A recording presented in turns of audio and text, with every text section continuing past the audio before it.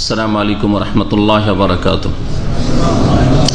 إن الحمد لله نحمده ونستعينه ونستغفره ونعوذ بالله من شرور أنفسنا ومن سيئات أعمالنا. من يهده الله فلا مضل له ومن يضلله فلا هادي له. وأشهد أن لا إله إلا الله وحده لا شريك له وأشهد أن محمدا عبده ورسوله صلى الله تعالى عليه وعلى آله وصحبه وسلم تسليما كثيرا. يا أيها الذين آمنوا اتقوا الله حق تقاته ولا تموتن إلا وأنتم مسلمون.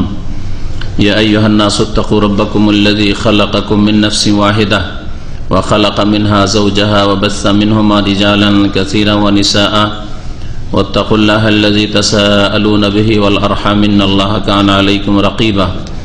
يا أيها الذين آمنوا اتقوا الله وقولوا قولا سديدا يصلح لكم أعمالكم ويغفر لكم ذنوبكم ومن يطع الله ورسوله فقد فاز فوزا عظيما. أما بعد فقد قال المؤلف رحمه الله تعالى وعن ابن عمر رضي الله عنهما أن رسول الله صلى الله عليه وسلم كان إذا قعد للتشهد وضع يده اليسرى على ركبته اليسرى واليمنى على اليمنى وعقد 53 وأشار بإصبعه السبابة. رواه مسلم. وفي رواية له وقبض أصابعه كلها وأشار بالتي تلي الإبهام.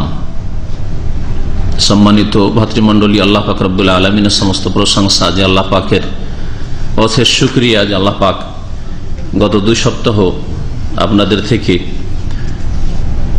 যদিও দূরে ছিলাম কিন্তু অন্তরের দিক থেকে কাছেই ছিলাম ইনশাআল্লাহ তাআলা। তারপর আল্লাহ পাক সহি সালামত আবার ফিরে আসার তৌফিক দান করেছেন, আলহামদুলিল্লাহ। আল্লাহ পাক রব্বুল আলামিনের শুকরিয়ার পরে সালাত ও সালাম মুহাম্মদুর রাসূলুল্লাহ সাল্লাল্লাহু আলাইহি সাল্লামের উপর। আমাদের দর্সের বিষয়বস্তু হচ্ছে সালাতের মাসাইল বা নামাজ সংক্রান্ত মাসলা মাসাইল, বিধিবিধান। তার আমরা শেষ দিকে আছি সংক্ষেপে, আর এটা শেষ হয়ে গেলেই এই বুলুগুল মারাম হাদিসের আমাদের ক্লাস বা দর্স এশা পরে হবে ইনশাআল্লাহ। হয়তো সামনে আর 1 সপ্তাহ পরেই আমরা আবার আমাদের যে নিয়ম ছিল আগে সেই নিয়ম মোতাবেক ফিরে আসব। তাফসির জুমার পরে এই সময়ে আসর পর্যন্ত, আর হাদিসের ক্লাস হবে এশা পরে ইনশাআল্লাহ। বুলুগুল মারামে হাদিস নম্বর 249 আমাদের আরবি কিতাবে, তাতে আব্দুল্লাহ বিন ওমর রাদিয়াল্লাহু তাআলা আনহুমা থেকে বর্ণনা করছেন এই হাদিস যে রাসূলুল্লাহ সাল্লাল্লাহু আলাইহি ওয়াসাল্লাম যখন তাশাহুদে বসতেন। আজকের প্রথম বিষয়বস্তু হচ্ছে তাশাহুদের বৈঠক এবং তাতে কিভাবে বসতে হবে আর ইশারা কেমন করে করতে হবে। বেশ কিছু লম্বা কথাবার্তা আছে, যদি এগুলি ক্ষুদ্র মাসলা মাসাইল, ফিকহি মাসলা মাসাইল, যেগুলি নিয়ে বাড়াবাড়ি করা মোটেই ঠিক নয়। তবে যেটা সহি, বেশি শুদ্ধ, বেশি বলিষ্ঠ দলিল প্রমাণের দিক থেকে সেটা জানার পরে দুর্বলটা বা ভুলটার উপরে আমল করা জায়েজ নয়। যে জানে না মাজুর, কিন্তু জেনে নেওয়ার পরে আবার সহিটাই ছেড়ে দেবেন, বেশি যেটা বলিষ্ঠ মজবুত সেটাকে ছেড়ে দেবেন, আর যেটা দলিলের দিক থেকে অত মজবুত নাই সেটার উপর আমল করবেন। কারণ কিছু কারণ আছে, হয় মযহাবী গোড়ামি, আর না হলে আপনার গতানুগতিক নামাজ পড়া, এইরকম না। জানলেন যখন সহিটা, তখন সেই মোতাবেক আমল করবেন। বলছেন যে রাসূলুল্লাহ সাল্লাল্লাহু আলাইহি ওয়াসাল্লাম যখন তাশাহুদে বসতেন, কানা ইযা কাআদা লিতাশাহুদ। এই তাশাহুদ, তাশাহুদ মানে কি? কে বলতে পারে তাশাহুদ মানে কি? তাশাহুদ কাকে বলে? প্রচলিত ভাষায় তাশাহুদ কাকে বলি? আত্তাহিয়াতকে তাশাহুদ বলি, তাই না? তো এই আত্তাহিয়াত পড়াকে তাশাহুদ কেন বলা হয়? এর নামকরণ কেন? যদি কেউ আপনাকে জিজ্ঞেস করে যে পড়ছেন আত্তাহিয়াতু লিল্লাহি ওয়াস সালাওয়াত, বলেন আত্তাহিয়াত পড়ি, যেমন অনেকে বললে, কিন্তু তাশাহুদ কেন বলছেন এর নাম? এর কারণটা বাকি হ্যাঁ, সাক্ষ্য দেওয়া। এতে কি সাক্ষ্য দেওয়া আছে? হ্যাঁ, এই আত্তাহিয়াতের শেষে 2টো শাহাদাত আছে, 2টো বিষয়ের সাক্ষ্য প্রদান আছে। আমি সাক্ষী দিয়ে থাকি, আশহাদু আল্লা ইলাহা ইল্লাল্লাহ ওয়া আশহাদু আন্না মুহাম্মাদান আবদুহু ওয়া রাসূলুহু, আল্লাহ পাকের ওয়াহদানিয়ত একত্বের সাক্ষী দিয়ে থাকি, আর মুহাম্মদ সাল্লাল্লাহু আলাইহি ওয়াসাল্লামের রিসালাতের রাসূল হওয়ার এবং তার বান্দা হওয়ার, আল্লাহ পাকের বিশেষ বান্দা হওয়ার সাক্ষী দিয়ে থাকি। এই জন্য এর নাম হচ্ছে তাশাহুদ। তাশাহুদের জন্য যে বৈঠকটা করা হয় সেটা হচ্ছে তাশাহুদের বৈঠক, জলসাতুত তাশাহুদ। যখন রাসূলুল্লাহ তাশাহুদ পড়ার উদ্দেশ্যে বসতেন, সে প্রথম তাশাহুদ হোক অথবা শেষ তাশাহুদ বা দ্বিতীয় তাশাহুদ হোক, ওয়াদা ইয়াদাহুল ইউসরা আলা রুকবাতিহিল ইউসরা, বাম হাতকে বাম হাঁটুর উপর রাখতেন। রুকবা মানে হচ্ছে হাঁটু। হাঁটু কোনটা একটু দেখান? এটা হাঁটু, পায়ের মাঝখানে যেটা হাড্ডি বা জোড়, যেটা গ্রন্থি, এটার নাম হচ্ছে হাঁটু, রুকবা। তো এই হাঁটুর উপর রাখতেন। তাহলে ওয়াল ইয়ুমনা আলাল ইয়ুমনা, আর ডান হাতকে ডান হাঁটুর উপর রাখতেন। তাহলে রানের উপর রাখতেন না, হাঁটুর উপর। রান থেকে শুরু করে হাঁটুর উপর থাকতে হবে। আসলে হাঁটুরে যেটা মড়ি আছে তাহলে হাঁটুর উপর থাকবে। ওয়া আকাদা সালাসা ওয়া খামসিন, এবং গিরা বাঁধতেন, গ্রন্থি বাঁধতেন। আকাদাই আকেদ মানে গিরা লাগানো। তো গিরা বাঁধতেন কিসের? সালাসা ওয়া খামসিন, 53 গিরা বাঁধতেন। এটা হচ্ছে আরবদের প্রাচীন হিসাবের পদ্ধতি। তাদের আঙ্গুলে বেশ কিছু হিসাব আছে। এই দেখবেন আজকাল অনেক আরবরা তসবিহ করে, আমাদের মতো কিন্তু তসবিহ করে, আমরা সহজ তসবিহ। ও ঝামেলা লাগে আরবদের প্রাচীন গণনা, সেজন্য ওইভাবে সাহাবায়ে কেরাম গণেছেন, কিন্তু ওই গণনা আমাদের জন্য ঝামেলা। আজকে আলেম সমাজের জন্য ঝামেলা। আমরা ওস্তাদের কাছে, যারা বৃদ্ধ ওস্তাদ, ওই কিতাব থেকে পড়ে এসে বুঝাইতেন, যেগুলো আমাদের দেশে প্রচলন নেই, সেজন্য মনে রাখা মুশকিল। ওই এক গণনা আছে যে এই করলে কত হয় আর এই করলে কত হয়। একটা আঙ্গুলে যদি এইভাবে করেন তো কত হয়, আর এইভাবে করলে কত হয়, আবার 2টা 3টে কত হয়। তো এক বড় ঝামেলার বিষয়, যার ফলে সহজ আমাদের গণনা হচ্ছে তসবির, সহজ সুন্নতি গণনা হচ্ছে সুবহানাল্লাহ সুবহানাল্লাহ সুবহানাল্লাহ, আলহামদুলিল্লাহ আলহামদুলিল্লাহ আলহামদুলিল্লাহ। আর একটা গণনা হচ্ছে তসবির দানা নিয়ে, যেটা সুন্নতি গণনা নয়। যারা গণনা মনে রাখতে পারে না বা জানেন না, বয়স হয়ে গেছে বেশি, বৃদ্ধ বুড়া বুড়ি মানুষ, তাদের জন্য আমরা সেটাকে ঠিক মনে করি, হয়তো তারা করতে পারে। কিন্তু এইভাবে তসবিহ নিয়ে তসবিহ করা এটা সুন্নত নয়, সুন্নতের খেলাফ কাজ। নবী সাল্লাল্লাহু আলাইহি ওয়াসাল্লাম বলেছেন, তোমরা ইকিদনা বিল আনামিলি, নবী সাল্লাল্লাহু আলাইহি ওয়াসাল্লাম বিবিদেরকে একবার সম্বোধন করে বলেন, তোমরা তোমাদের আঙ্গুলের জোড়গুলি দিয়ে তোমরা কি করিও? তসবিহ করিও। ফাইন্নাহুন্না মুস্তানতিকাতুন মাসউলাতুন, কারণ এই আঙ্গুলগুলি কথা বলবে কিয়ামতের দিনে আল্লাহর সামনে। মুস্তানতিকাত, আঙ্গুলগুলিকে বলতে বলা হবে, বরং বলবে বলা হয়নি, মুস্তানতিকাত, সেগুলিকে বলতে বলা হবে। আল্লাহ বলবেন, বলো তোমাদের দ্বারা কি হয়েছে, নেক আমল হয়েছে না বদ আমল হয়েছে, তোমাদের দ্বারা নেকি হয়েছে না গুনাহ হয়েছে। কারণ অনেকে হাত দিয়ে পাপ করেছে,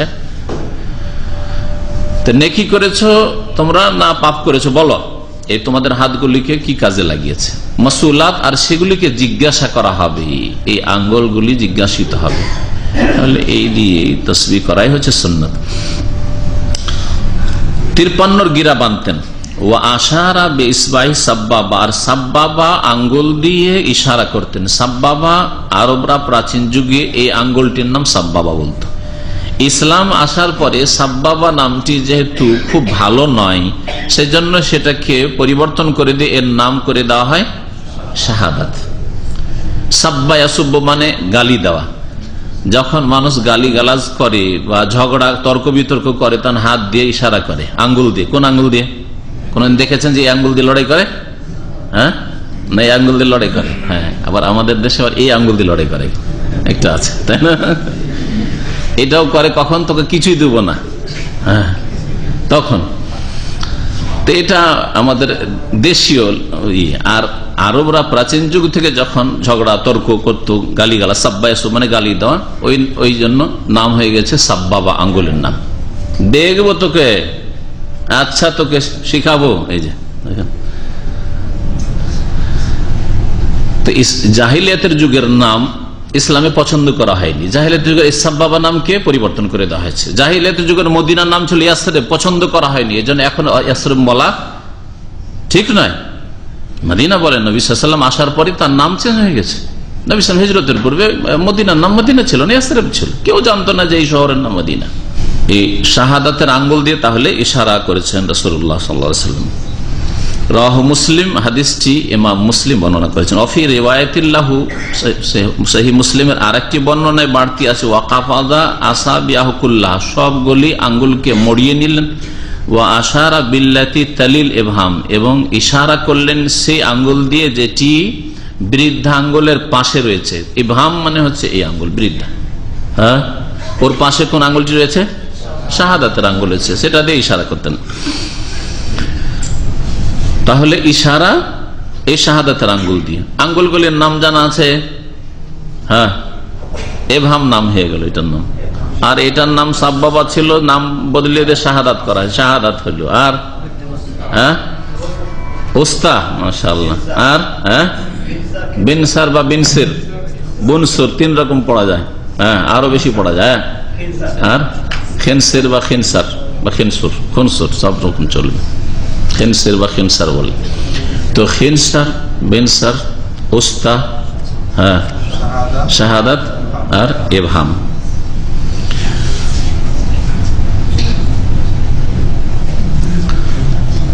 এই হাদিসে রয়েছে যে 53 গিরা বাঁধলেন। তাহলে 53 গিরাটা কোনখানে হয় এটা বোঝার বিষয় রয়েছে, ঠিক না? তাশাহুদে বসলে ডান হাঁটুতে রাখতে হবে, বাম হাঁটুতে রাখতে হবে, এটা বুঝলাম। এখন এই বাঁধার তরিকাটা কেমন ছিল? ভাষ্যকাররা যেমন করে বলেছেন সেভাবে বলি। আপনারা করেন কেমন করে? দিয়ে এক ভাই দেখান তো দেখি। হাতটা না, আঙ্গুলগুলি মোড়ান কিভাবে? একজন দেখাবে।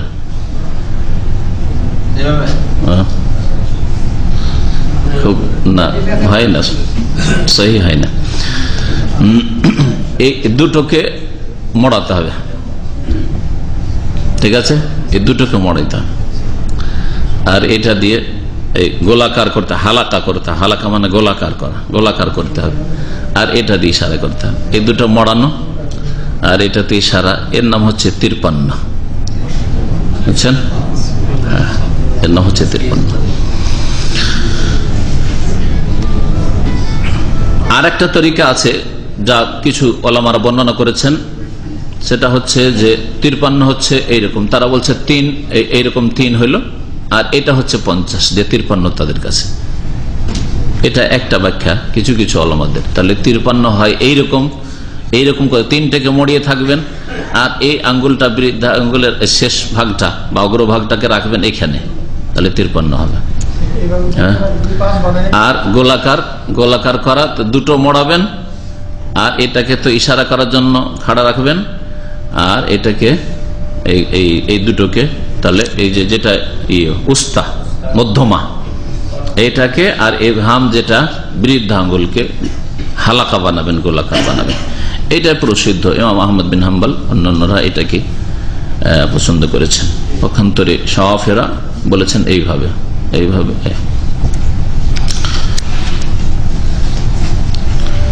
বলছেন যে 2 হাতের অবস্থা কেমন থাকবে তাশাহুদের অবস্থায়? ফালিউসরা ইয়াবসুতুহা আলা ফাখিযিল ইউসরা, বাম হাতকে বাম রানের উপর রাখবেন কিন্তু হাঁটু সহ। ওয়া আম্মাল ইয়াদুল ইয়ুমনা, ডান হাতকে রাখবেন ফায়াকবিদুল খিনসির ওয়াল বিনসির। তরিকাটা শুনেন 53 কেমন করে হবে। খিনসির আর বিনসিরকে ইয়াকবিদু মানে মড়িয়ে নেবেন। ওয়া ইউহাল্লিকুল উস্তা মাল ইবহাম, আর মধ্যমা উস্তাকে ইবহামের সাথে হালাকা বানাবে, গোলাকার বানাবে, যেটা বললাম। ওয়া ইয়াদাউ সাব্বাবাতা আলা ওয়াদইহা, আর শাহাদাতের আঙ্গুলকে আপন অবস্থায় রেখে দেবে। হ্যাঁ, এইটা রাখতে গিয়ে অনেকে ভুল করে। কেউ তো একেবারে এইরকম করে থাকে, একেবারে মনে হচ্ছে যে গান ফিট করে আছে, এইভাবে খাড়া করেন না, এটা সুন্নতের খেলাফ। আর কেউ একেবারে নরমাল রেখে দেয়, এরকম না। ওলামারা এর সিফাত সম্পর্কে, গুণ সম্পর্কে বলছেন সেটাকে একটু ঝুঁকিয়ে রাখবে, এনহেনা, রুকুতে যেমন ঝুঁকা ওই রকম ঝুঁকিয়ে রাখবে, এইরকম করেও নয়, আর একেবারে ফেল না। আর ইশারা করবে। ইশারা কতবার করবে বা কোন জায়গায় করবে এই বিষয়টাই মতানৈক্য রয়েছে। এটাও ইনশাআল্লাহ তাআলা আপনাদের সামনে পেশ করব। মুস্তাইদান লিল ইশারা, এই আঙ্গুল দিয়ে প্রস্তুত থাক ইশারা করার জন্য বিত্তাউহিদ, আল্লাহর একত্ব এবং আল্লাহর বড়ত্ব, আলু আল্লাহর বড়ত্ব ঘোষণার উদ্দেশ্যে।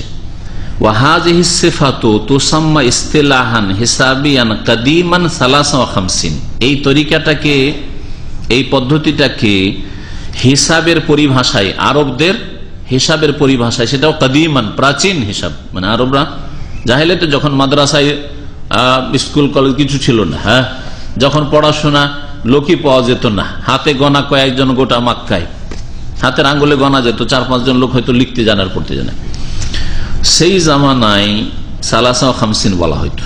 তো সালাসা খামসিন আবার দেখান, কেউ দেখান তো দেখি। হ্যাঁ, আব্দুর রব সাহেব, দুটো আঙ্গুল মোড়ান, 3টে মোড়ি দিলেন যে, দুটো মোড়ান, হ্যাঁ, আর গোলাকার করেন, দুটো আঙ্গুল মড়িয়ে দিয়ে গোলাকার করেন। আমি এইটাই করি, গোলাকার, এটা বেশি শুদ্ধ। আর একটি রেওয়ায়তে যে পড়লেন মুসলিমের, ওটাকে, সে রেওয়ায়তে কি আছে, ওয়াকাবাজা আসাবিয়াহুকুল্লাহ, সবগুলি আঙ্গুলিকে মড়িয়ে নিলেন। সবগুলি বলতে এই, কারণ এটা তো মোড়ানো যাবে না, এটা ইশারা করবেন, তাহলে 3টা মোড়ার কথা বলতে চাইছে, 3টা মড়িয়ে নিলেন, আর এটা দিয়ে ইশারা করতেন। তো এই জন্য দ্বিতীয় তরিকাটা ওইটাই বলতে চেয়েছে। বলছে আর রিওয়ায়াতুল উখরা ফিল হাদিস, হাদিসের দ্বিতীয় বর্ণনা হচ্ছে আন্নাল মুস্তাহাব, মুস্তাহাব হচ্ছে ওয়া কাবজুল আসাবিউল আরবা কুল্লাহা লিল ইয়াদিল ইউমনা, ডান হাতের সবগুলি মড়িয়ে নেওয়া। হ্যাঁ, বলে এটাও চলে আসলো মোড়ে এখানে। ওয়াল ইশারা বিস সাবাবা, আর ইশারা করা, 4টে মড়িয়ে না মানে 3টা এভাবে মড়ালেন, আর এটাও মড়লো এইভাবে। আর ইশারা করা সাবাবা বা শাহাদাতের আঙ্গুল দিয়ে, তাহলে দুটো তরিকা, এই তরিকাতেও করতে পারেন। যেমন মুসলিমের শেষ বর্ণনা দিয়ে বোঝা গেল, ফাহাতানে সিফাতানে মাশরুআতানে লিওয়াদইল কাফাইনি আসনা তাশাহুদাইন, বলছেন এই দুটি পদ্ধতি হচ্ছে 2 হাত রাখার তাশাহুদের অবস্থায় শরীয়ত সম্মত, কামা জা ফি হাযাল হাদিস, যেমন এই হাদিস দ্বারা স্পষ্ট প্রমাণিত হইল। তাহলে এইভাবে ছেড়ে রাখবেন না, রেখে দিলেন পুরা, না, এরকম না। মুসলিমের আরেকটি রিওয়ায়াত রয়েছে, জালাসা ফিস সালাহ, নামাজে যখন বসতেন, ওয়াদা কাফাহুল ইউমনা, জালাসা ফিস সালাহ, নামাজে বসতেন, নামাজে মানে তাশাহুদে বসতেন, 2 সিজদার মাঝখানে বসাকে উদ্দেশ্য করা হয়নি, কারণ যেটা স্পষ্ট আছে, স্পষ্ট হাদিস দিয়ে তার ব্যাখ্যা করতে হবে। আরেকটি হাদিসে রয়েছে ইজা কাআদা লিতাশাহুদ, যখন তাশাহুদের জন্য বসতেন। তাহলে কেউ যেন এরকম না করে যে 2 সিজদার মাঝখানে যখনই বসলো তখনই এরকম করে নিল, না, এটা নয়, তখন সাধারণভাবে হাত থাকবে রানের উপর। রাসূলুল্লাহ সাল্লাল্লাহু আলাইহি ওয়াসাল্লাম যখন নামাজে বসতেন মানে তাশাহুদে বসতেন, ওয়াদা কাফাহুল ইউমনা আলা ফাখিযিহিল ইউমনা, ডান হাতকে ডান রানের উপর রাখতেন, এখানে রান বলা হয়েছে, আর ওটাতে বলা হয়েছে রুকবা, তাহলে দুটোর সমন্বয়। এই জন্য বলেছি যে রান থেকে শুরু হবে আর আপনার হাঁটুর উপর থাকবে। ওয়াকাবাজা আসাবিয়াহুকুল্লাহ, সবগুলি আঙ্গুলিকে মড়িয়ে, ওয়া আশারা বিইসবাহি আল্লাতী তালিল ইবহাম, ইবহাম বৃদ্ধ আঙ্গুলের পাশে যে আঙ্গুল রয়েছে সেটা দিয়ে ইশারা করতেন, ইশারা করতেন, ইশারা করতেন।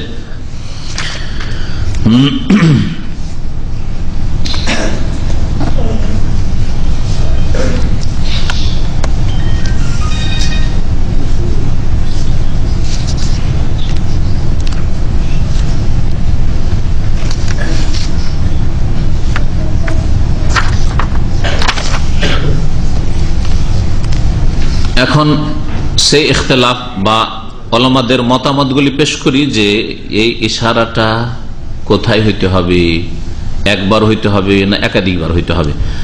ভাষ্যকার বলছেন ওয়াখতালাফাল আইম্মাতু ওয়া আতবাউহুম ফিল হাল, ইমামগণ এবং তাদের অনুসারীরা মতবিরোধ করেছেন ওই অবস্থা সম্পর্কে, আল্লাতী ইউস্তাহাব্বু ফিহাল ইশারা, যেই সময় ইশারা করা মুস্তাহাব। তাহলে ইশারার বিষয়টি ফরজ ওয়াজিব নয়, কি মুস্তাহাব, মানে ভালো। আঙ্গুল দিয়ে ইশারা কর, কোন আঙ্গুল দিয়ে? আস-সাবাবা, শাহাদাতের আঙ্গুল দিয়ে। ফাযাহাবাল হানফিয়াতু, হানাফিরা বলছেন, নাম ধরে বলবো না বিনা নামে বলবো? নাম ধরে বলতে হবে। আমাদের মদিনা ইউনিভার্সিটিতে যারা শরিয়া বিভাগে পড়াশোনা করে, মানে ফিকহার স্পেশালিস্ট, তাদেরকে নাম ধরে ধরে পড়ানো হয় যে অমুক ইমাম এই বলেছেন, অমুক মযহাব এই বলেছে, অমুক মযহাব এই রয়েছে, অমুক মযহাবই রয়েছে। আর অন্যান্য যে ফ্যাকাল্টি গুলো রয়েছে, যেমন কুলিয়াতুল হাদিস, হাদিস বিভাগ, তারপরে দাওয়া বিভাগ, ইতিহাস বিভাগ, ভাষা বিভাগ, ওগুলো তো শরিয়া পড়া হচ্ছে। বা ফিকহি মাসলা মাসাইল পড়া হচ্ছে, তো হাদিস বিভাগে আমরা যে পড়তাম তাতে ফিকহি মাসলা মাসাইল ক্ষেত্রে নাম বলা হইতো না, কারণ নাম নিয়ে আমাদের কাম নেই। নাম বললে অনেক সময় এই নাম বলাটা গুমরাহির কারণ হয়ে যায়। কি বুঝলেন?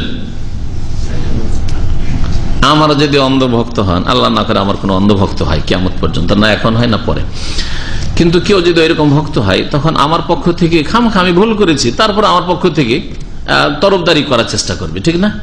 যেটা ভুল আসলে।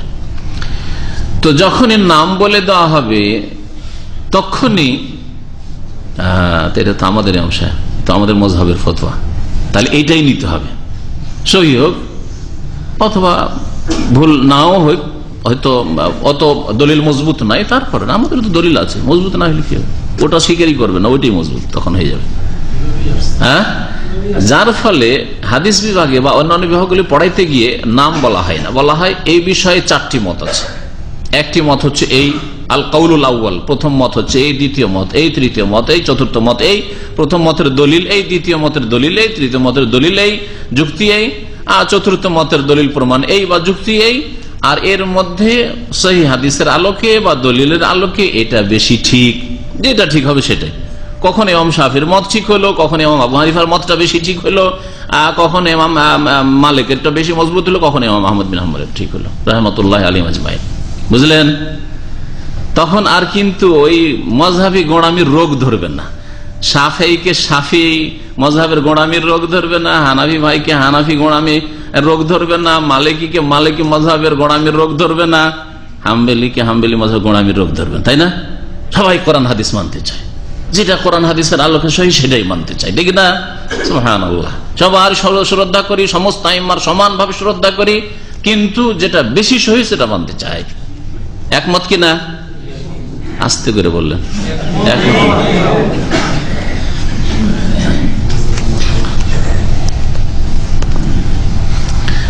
এই জন্য হাদিস বিভাগে যারা পড়াশোনা করে তারা কোরআন এবং হাদিস যদিও হয়তো ছিল মজহাবি গোঁড়ামিতে, ইন্ডোনেশিয়া থেকে এসছে, মালয়েশিয়া থেকে এসছে শাফি হয়ে, আফ্রিকা থেকে এসে আমাদের সাথে পড়াশোনা করেছে, আমার 5টা 7টা বা 8-10টা সাথী ছিল যারা ছিল আফ্রিকার মালিকই ছিল, কেউ ভারত উপমহাদেশ থেকে বা আফগানিস্তান থেকে, বাংলাদেশ থেকে যারা এসছে, অনেকে হানাফি এসছে, কেউ হাম্বেলি হয়ে এসছে, যদিও হাম্বেলিদের মধ্যে মজহাবি গোঁড়ামিটা অনেক কম তুলনামূলক। তো দলিল প্রমাণ এইভাবে পড়ার কারণে তারা কোরআন সুন্নাহর অনুসারী হয়ে যেত। নামকে অস্তে এসছে বংশে, কেউ কোন শাফি বংশ থেকে এসছে, কেউ এসছে আপনার মালিকি বংশ থেকে, কেউ হাম্বেলি বংশ থেকে, কেউ হানাফি বংশ থেকে, কিন্তু কোরআন এবং হাদিস এইভাবে পড়ার কারণে কোরআন সুন্নাহ মানার মন মানসিকতা তৈরি হয়ে যায় অধিকাংশ ছেলেদের, ছাত্রদের, আর ওইভাবে প্রোডাকশন হয়। কোরআন এবং হাদিসকে প্রাধান্য দিতে হবে, কারণ আল্লাহ পাক যা নাজেল করেছেন তার অনুসরণ করতে বলেছেন, ইত্তাবিউ মা উনজিলা ইলাইকুম মির রাব্বিকুম। হ্যাঁ, আল্লাহ পাক রব্বুল আলামিন কোরআন সুন্নাহ মানা ফরজ করেছেন, আল্লাহ এবং তার রাসূলের কথা মানা ফরজ করেছেন, আমার আপনার কথা মানা ফরজ করেনি, যদি কোরআন হাদিসের অনুকূলে না হয়। আমরা 4জন 5জন 5 রকম কথা বললাম, তার মধ্যে একটা কথা কোরআন হাদিসের কাছাকাছি, ওইটা মানা ফরজ, আর বাকিগুলো মানা ফরজ নাই।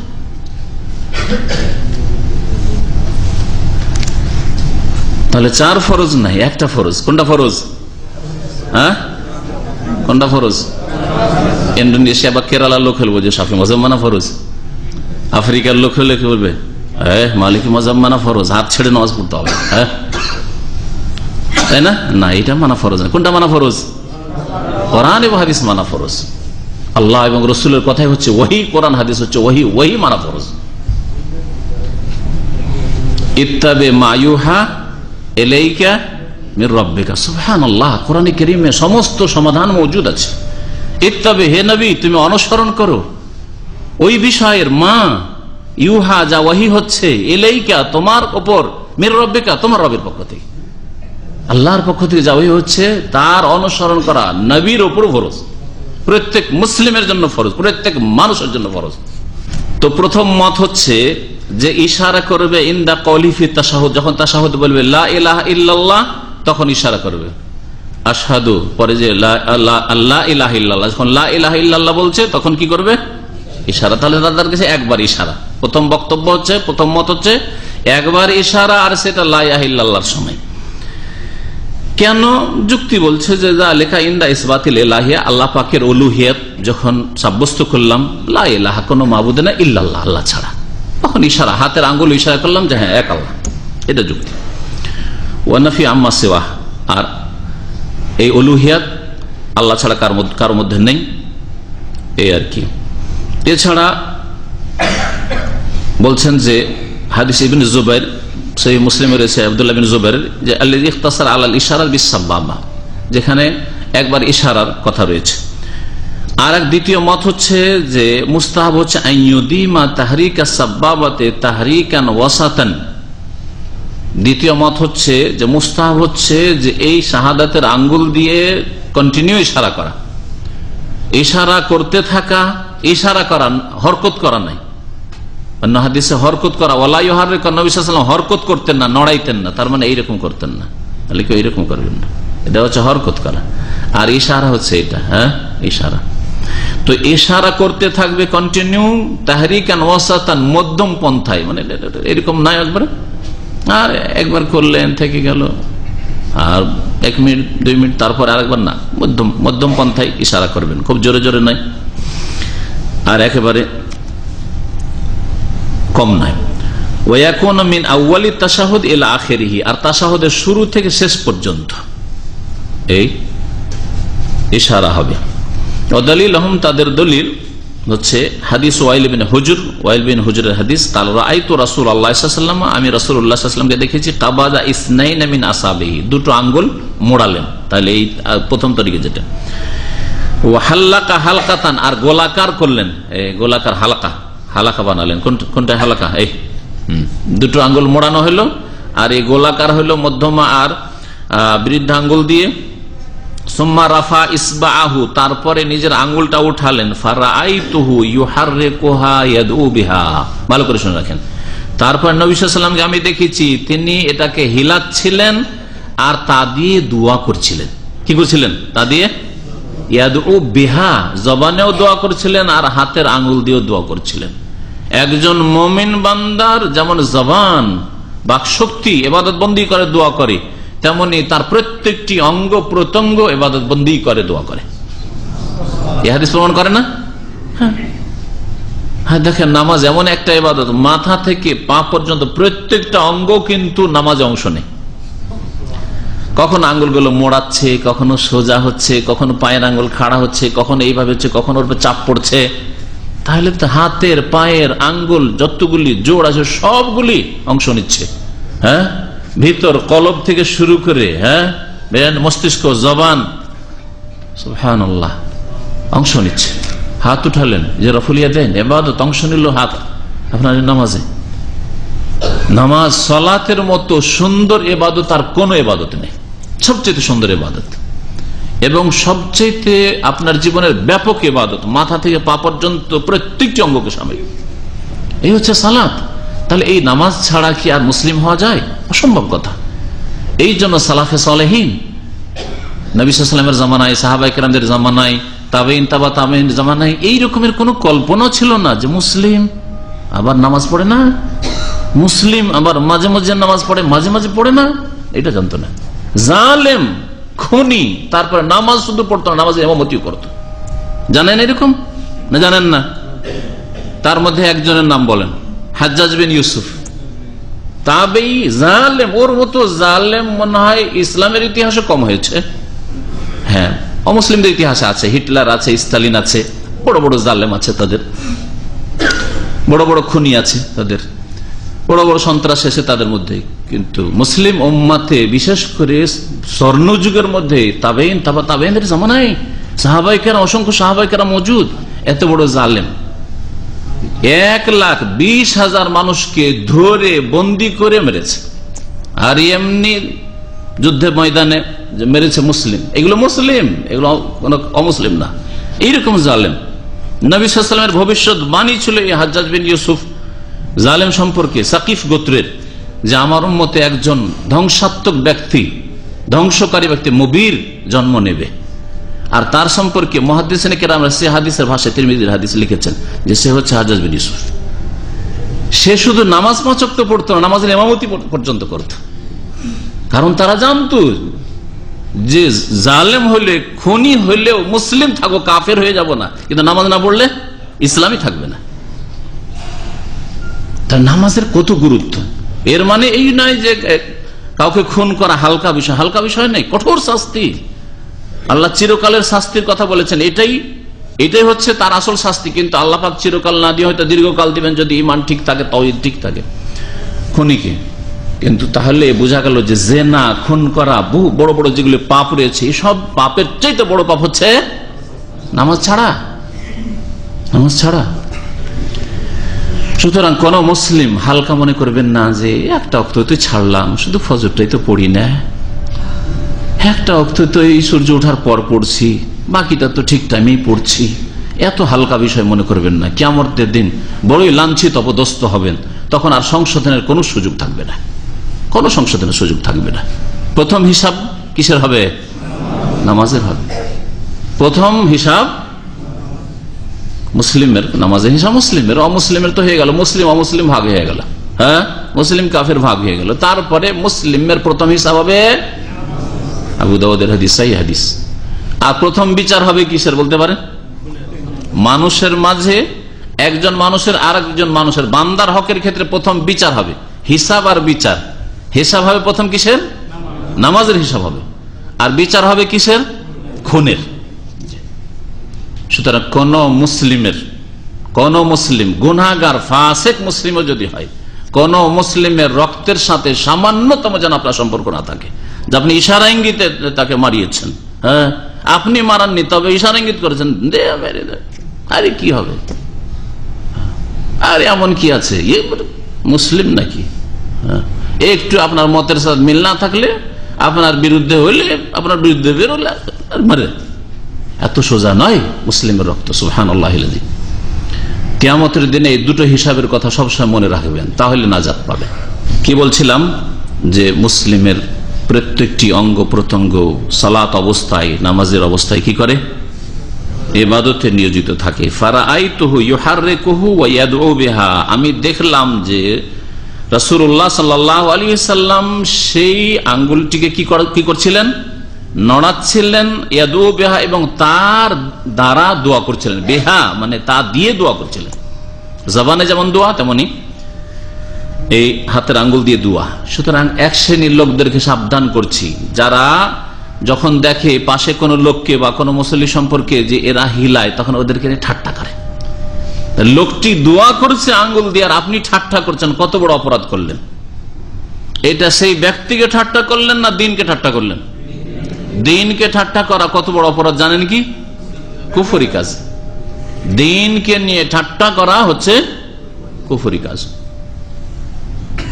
সে কাফের হবে না হবে সেটা পরের কথা, কুফরি কাজ এটা। কুফরি কাজ আর কাফের হয়ে গেল, দুটোতে পার্থক্য আছে। কাফের কখন হবে? জানলো বিষয়টি, জানার পরেও সে অবজ্ঞা করলো, হ্যাঁ তখন হবে।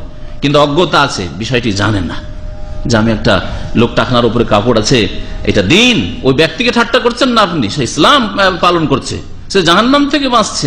আরে অভদ্রতা, আরে কি করো তুমি, টাকনার উপরে কাপড়, কাপড়টাই পড়তে জানলে না, আপনি তাকে ঠাট্টা করলেন, আপনি দিনকে ঠাট্টা করলেন। এটা কুফরি কাজ, বড় কুফরি। আপনার যদি অজ্ঞতা না থাকে, এই বিষয়ে হাদিস জানা থাকে, দিন জানা থাকে, তারপরে করেন, তাহলে কাফের। কাফের হয়ে যাওয়ার জন্য কিছু শর্ত আছে আর কিছু বাধা আছে। ওগুলো যদি বাধাও নেই আর শর্ত আপনার সব পুরা আছে, তাহলে কাফের হয়ে যাবে, আর না হলে কুফরি করলো। এই জন্য আমরা আলোচনাতে বলি যে এটি হচ্ছে শিরকি কাজ। এ শিরিক করলো, কুফরি করলো, যে কাফের মুশরিক না, ওটার জন্য আলাদা আরো চিন্তা করতে হবে যে এই শর্তগুলি, কন্ডিশনগুলি পুরা হয়েছে কিনা। তারপরে যে শিরক, মুশরিক আর কাফের হওয়ার জন্য যে বাধা ছিল, বাধাগুলি তার দূর হয়েছে কিনা। জি হ্যাঁ, খুব সংক্ষেপে বিষয়টি বললাম, এর উপরে বিস্তারিত আলোচনার প্রয়োজন আছে আরো বোঝার জন্য। এই জন্য এই কাফের বলে ফতুয়াবাজি করা এত ডাল ভাত নাই, মুশরিক বলে ফতুয়াবাজি করা ডাল ভাত না। আপনার দল করে না, হ্যাঁ আপনার মতের সাথে মিল হয় না, আর এরা কি মুসলমান নাকি, কাফের ঢালার না, এইরকম বিপজ্জনক কথা। এটা নিজেই হয়তো কাফের হয়ে যাবেন, অপরকে কাফের বলতে কি।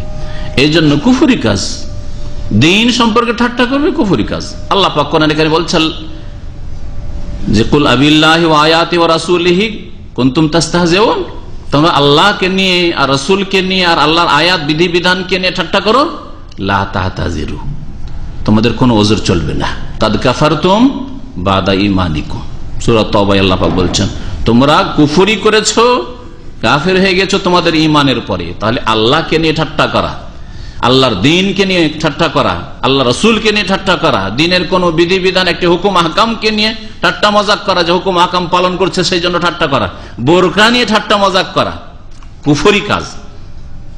আর কুফরি কাজ করলে কাফের কখন হবে সেটা তখন ওলামারা সিদ্ধান্ত দেবে, সেটা সাধারণ লোকেদের কাজ না। মুসনাদে আহমদের হাদিস, নাসাইর হাদিস।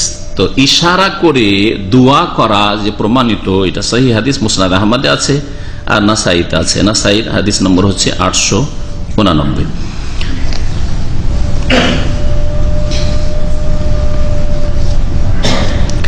তৃতীয় মত হচ্ছে যে মুস্তাহাব হচ্ছে ইশারা করা এই শাহাদাতের আঙ্গুল দিয়ে ইনদাল হামজাতে মিন কাউলি ইল্লাল্লাহ, কোনখানে ইল্লাল্লাহর যে হামজা শুরু হচ্ছে, মানে ইল্লাল্লাহ যখন বলছে তখন ইশারা করবে শুধু। এটা হচ্ছে তৃতীয় মত। যুক্তি বলছে লিআন্না হাযা হুয়া মাওতিনুল ইশারা ইলা তাওহীদ, কারণ ইল্লাল্লাহ এটা হচ্ছে তাওহীদ, তাওহীদের ক্ষেত্র, সুতরাং ওই তাওহীদের সময় আমার আঙ্গুল দিয়ে আমি ইশারা করলাম। ফায়ুজমা ফি যালিকা বাইনাল কওলি ওয়াল ফি'লি, যেন কথা ইল্লাল্লাহ যেমন বলছে আর কাজ এই দুটো দিয়ে তাওহীদের ঘোষণা করছে।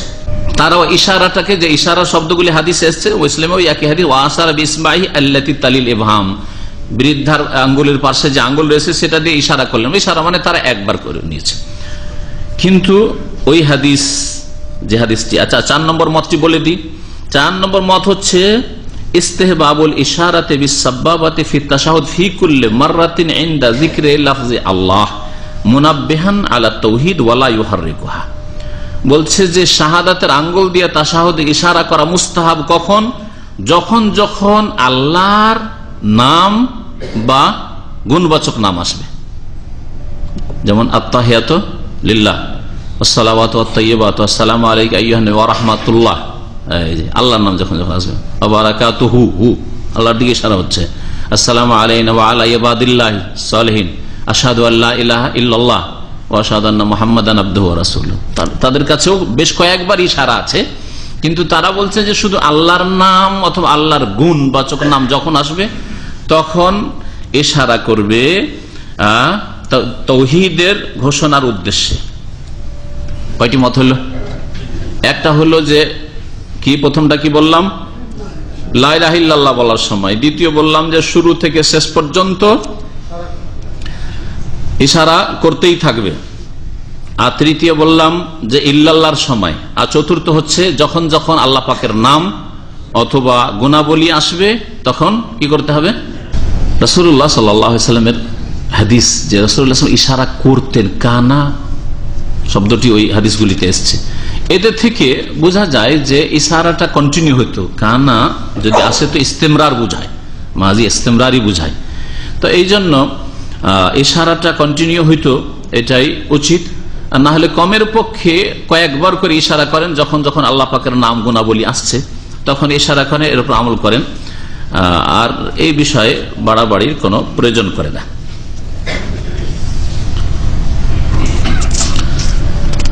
বসার বিষয়টি, তাশাহুদে বসবেন কেমন করে, প্রথম তাশাহুদে কেমন করে বসবেন আর দ্বিতীয় তাশাহুদে কেমন করে বসবেন, দুটোই একই রকম না দুই তাশাহুদে বসায় পার্থক্য আছে? পার্থক্য আছে, এটা কিন্তু একটাই মত না, মানুষ ওলামাদের ইখতিলাফ রয়েছে। একদল বলছেন যে মুস্তাহাব হচ্ছে যে দুই তাশাহুদে তাওয়াররুক করে বসবে। আন্নাল মুস্তাহাব আইয়াজলিসা মুতাওয়াররিকান, তাওয়াররুক করে মানে নিতম্ব মাটিতে রেখে, নিতম্বে ভর দিয়ে মানে নিতম্ব মাটিতে রেখে বসা। একটু বসে দেখান দেখি আব্দুর রব ভাই, মানে বসে আছেন আব্দুর রব ভাই, ওইটাকে একটু ঠিক করে দিলে হয়। বসে আছেন কিন্তু হাতটা পাশে এতে ওঠান, হাত নিচে রাখা জায়েজ নাই। হ্যাঁ, নামাজের অবস্থায় হাত নিচে রাখা যাবে না, হাত রানের উপর রাখতে হবে। হ্যাঁ, তো এইভাবে এই যে নিতম্বকে মাটিতে রেখে দিয়েছেন, এটা হচ্ছে তাওয়াররুক। ওয়ারিকুন মানে হচ্ছে নিতম্ব, আর তাওয়াররুক মানে নিতম্ব পেতে বসা।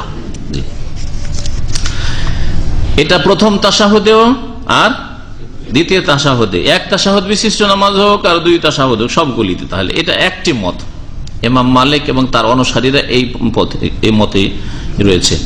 আর একটি মত হচ্ছে মুস্তাহাব হচ্ছে এর বিপরীত, তাওয়াররুক নিতম্বে বসাই নেই। কি হচ্ছে? দুই তাশাহুদেই ডান পা দাঁড় করে দিতে হবে আর বাম পা বিছিয়ে বসতে হবে। আন্নাল মুস্তাহাব হুয়া আইয়ানসিবা রিজলাহুল ইয়ুমনা, ডান পা দাঁড় করে দেওয়া, ওয়া ইয়াকুদু আলাল ইউসরা, আর বাম পায়ে ভর দিয়ে বসা। এই যে বাম পাকে বিছিয়ে বাম পায়ের উপর বসা, এটা হচ্ছে তাহলে ইফতিরাশ। বাম পা ইফতিরাশ মানে বিছিয়ে দেওয়া, তো বাম পাকে বিছিয়ে দিয়ে তার উপরে বসা। ওয়া হাযা ফি কুল্লি জালাসাতিস সালাত, নামাজের সবগুলি বৈঠকে এটা। এই দুটি মত হচ্ছে পরস্পর বিরোধী। একটাতে দুই তাশাহুদেই নিতম্বে বসা, আর একটা হচ্ছে দুই তাশাহুদেই পায়ে ভর দিয়ে বসা, ইফতিরাশ করা। তৃতীয় মত হচ্ছে আন্নাল মুস্তাহাব আন ইয়াতাওয়াররাকা ফি জুলুসিত তাশাহুদিল আখির ফি সালাতি যাতি তাশাহুদাইন, হচ্ছে তাওয়াররুক করবে শেষ তাশাহুদে, নিতম্বে ভর দিয়ে বসবে বা নিতম্ব মাটিতে রেখে বসবে। কোন তাশাহুদে? শেষ তাশাহুদে। কোন নামাজগুলিতে? যাতে দুই তাশাহুদ আছে, তাহলে দুই তাশাহুদ বিশিষ্ট যদি নামাজ হয় তাহলে তাতে প্রথম তাশাহুদে বাম পা বিছিয়ে বসবে, আর দ্বিতীয় তাশাহুদে তাওয়াররুক করবে, মানে নিতম্ব মাটিতে রেখে বসবে, যেমন করে বসে একটু আগে দেখালেন। তাহলে এরা বলতে চাইছে যে ওই নামাজটাকে দেখতে হবে, নামাজটাই দুই তাশাহুদ আছে না এক তাশাহুদ আছে। যদি দুই তাশাহুদ থাকে তাহলে শেষ তাশাহুদে, হ্যাঁ। আর যদি এক তাশাহুদ ওয়ালা নামাজ হয়, যেমন ফজর নামাজ, হ্যাঁ, জুমার নামাজ, ঈদের নামাজ, ইস্তিসকার নামাজ, দুই রাকাত করে সুন্নত নামাজ, যতগুলি আছে সবগুলিতে তাদের কাছে তাহলে কি হবে? ইফতিরাশ করে বসতে হবে, মানে বাম পা বিছে বাম পায়ের উপর বসতে হবে। এটা ইমাম আহমদ এবং তার অনুসারীদের মত। আর চতুর্থ মত হচ্ছে যে আন্নাহু ইয়াতাওয়াররাকু ফি কুল্লি তাশাহুদিন আখিরিন মুতলাকান, শেষ তাশাহুদ, দুই রাকাত বিশিষ্ট নামাজ হোক আর চার রাকাত বিশিষ্ট নামাজ হোক, শেষ তাশাহুদ যেটা, হ্যাঁ, যাতে আত্তাহিয়াতের সাথে দরুদ পড়ছেন, দোয়া মাসুরা পড়ছেন, হ্যাঁ, এই তাশাহুদে কি করতে হবে?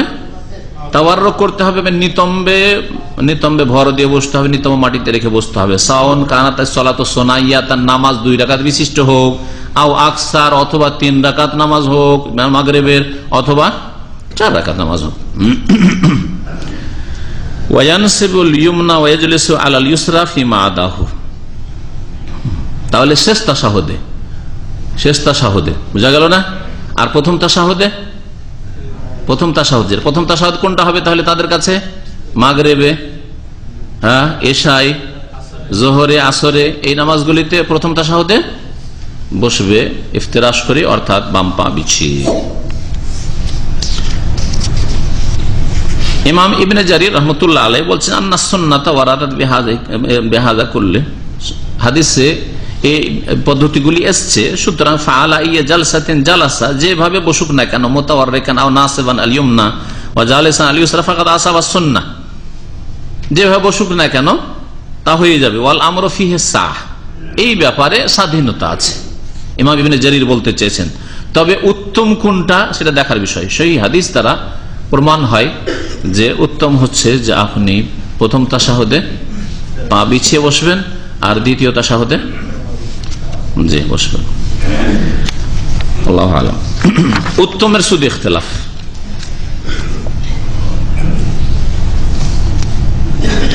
আচ্ছা, হাতের আঙ্গুলে যে ইশারা করা হয়, এই ইশারাতে ফায়দা আছে।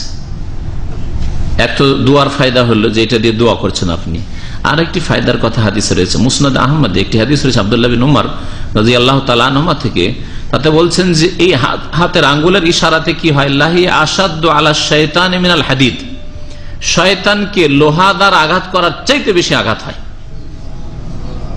তাহলে শয়তানকে আঘাত করা হয় এর দ্বারা। বাইহাকিতে আরেকটি riwayat রয়েছে, তাতে রয়েছে তাহরিকুল ইসবা মুযইরাতুন লিশ-শাইতান, এই আঙ্গুল ইশারা করা, আঙ্গুল হেলানো, এতে শয়তানকে ভীত সন্ত্রস্ত করা হয়। জি,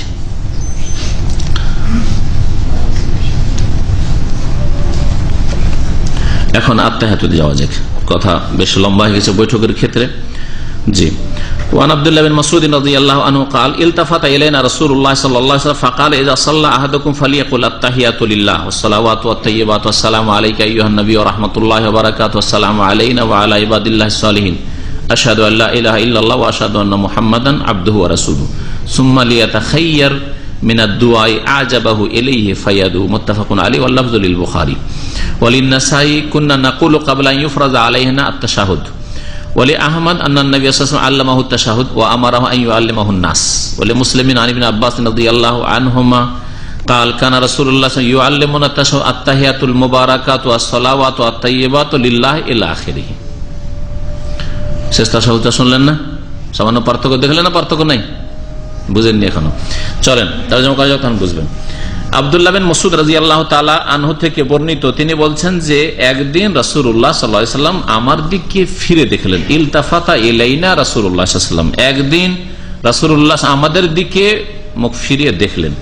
ফাকালা, আর তারপর বললেন, ইজা সাল্লা আহাদুকুম, তোমাদের যে কেউ যখন নামাজ আদায় করবে, ফালিয়াকুল, তখন যেন বলে। কোনখানে বলে বলা হয়নি, কিন্তু সাহাবীরা ওটা বুঝছেন যে এটা বৈঠকে বলতে হবে। আত্তাহিয়াতু, কি বলবে? আত্তাহিয়াতু লিল্লাহ ওয়াসসালাওয়াতু ওয়াত-তাইয়্যিবাতু। আত্তাহিয়াতু লিল্লাহ, তাহিয়াতু লিল্লাহ মানে কি? তাহিয়া মানে তো সালাম, তো আল্লাহর জন্য সালাম। আল্লাহর জন্য সালাম কি হবে? অর্থ পুরা হবে না। এই জন্য এই শব্দগুলির ভাব অর্থ জানতে হবে, শাব্দিক অর্থ যথেষ্ট নাই। ভাষ্যকারগণ এগুলির ভাব অর্থ কি করেছেন? আত্তাহিয়াত, তাহিয়াত হচ্ছে বাচনিক ইবাদত, মুখের জবানের ইবাদত, এটা হচ্ছে তাহিয়াত। কারণ মানুষ তাহিয়া পেশ করে, সালাম পেশ করে কি দিয়ে? জি, জবান দিয়ে, কথার দ্বারা।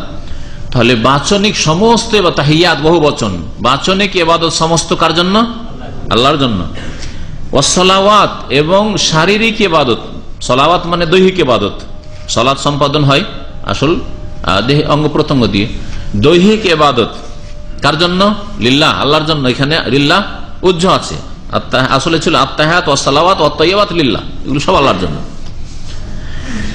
তো বাচনিক সমস্ত ইবাদত আল্লাহর জন্য, দৈহিক সমস্ত ইবাদত বন্দেগী আল্লাহর জন্য, ওয়াত-তাইয়্যিবাত, আর আর্থিক সমস্ত ইবাদত বন্দেগী আল্লাহর জন্য।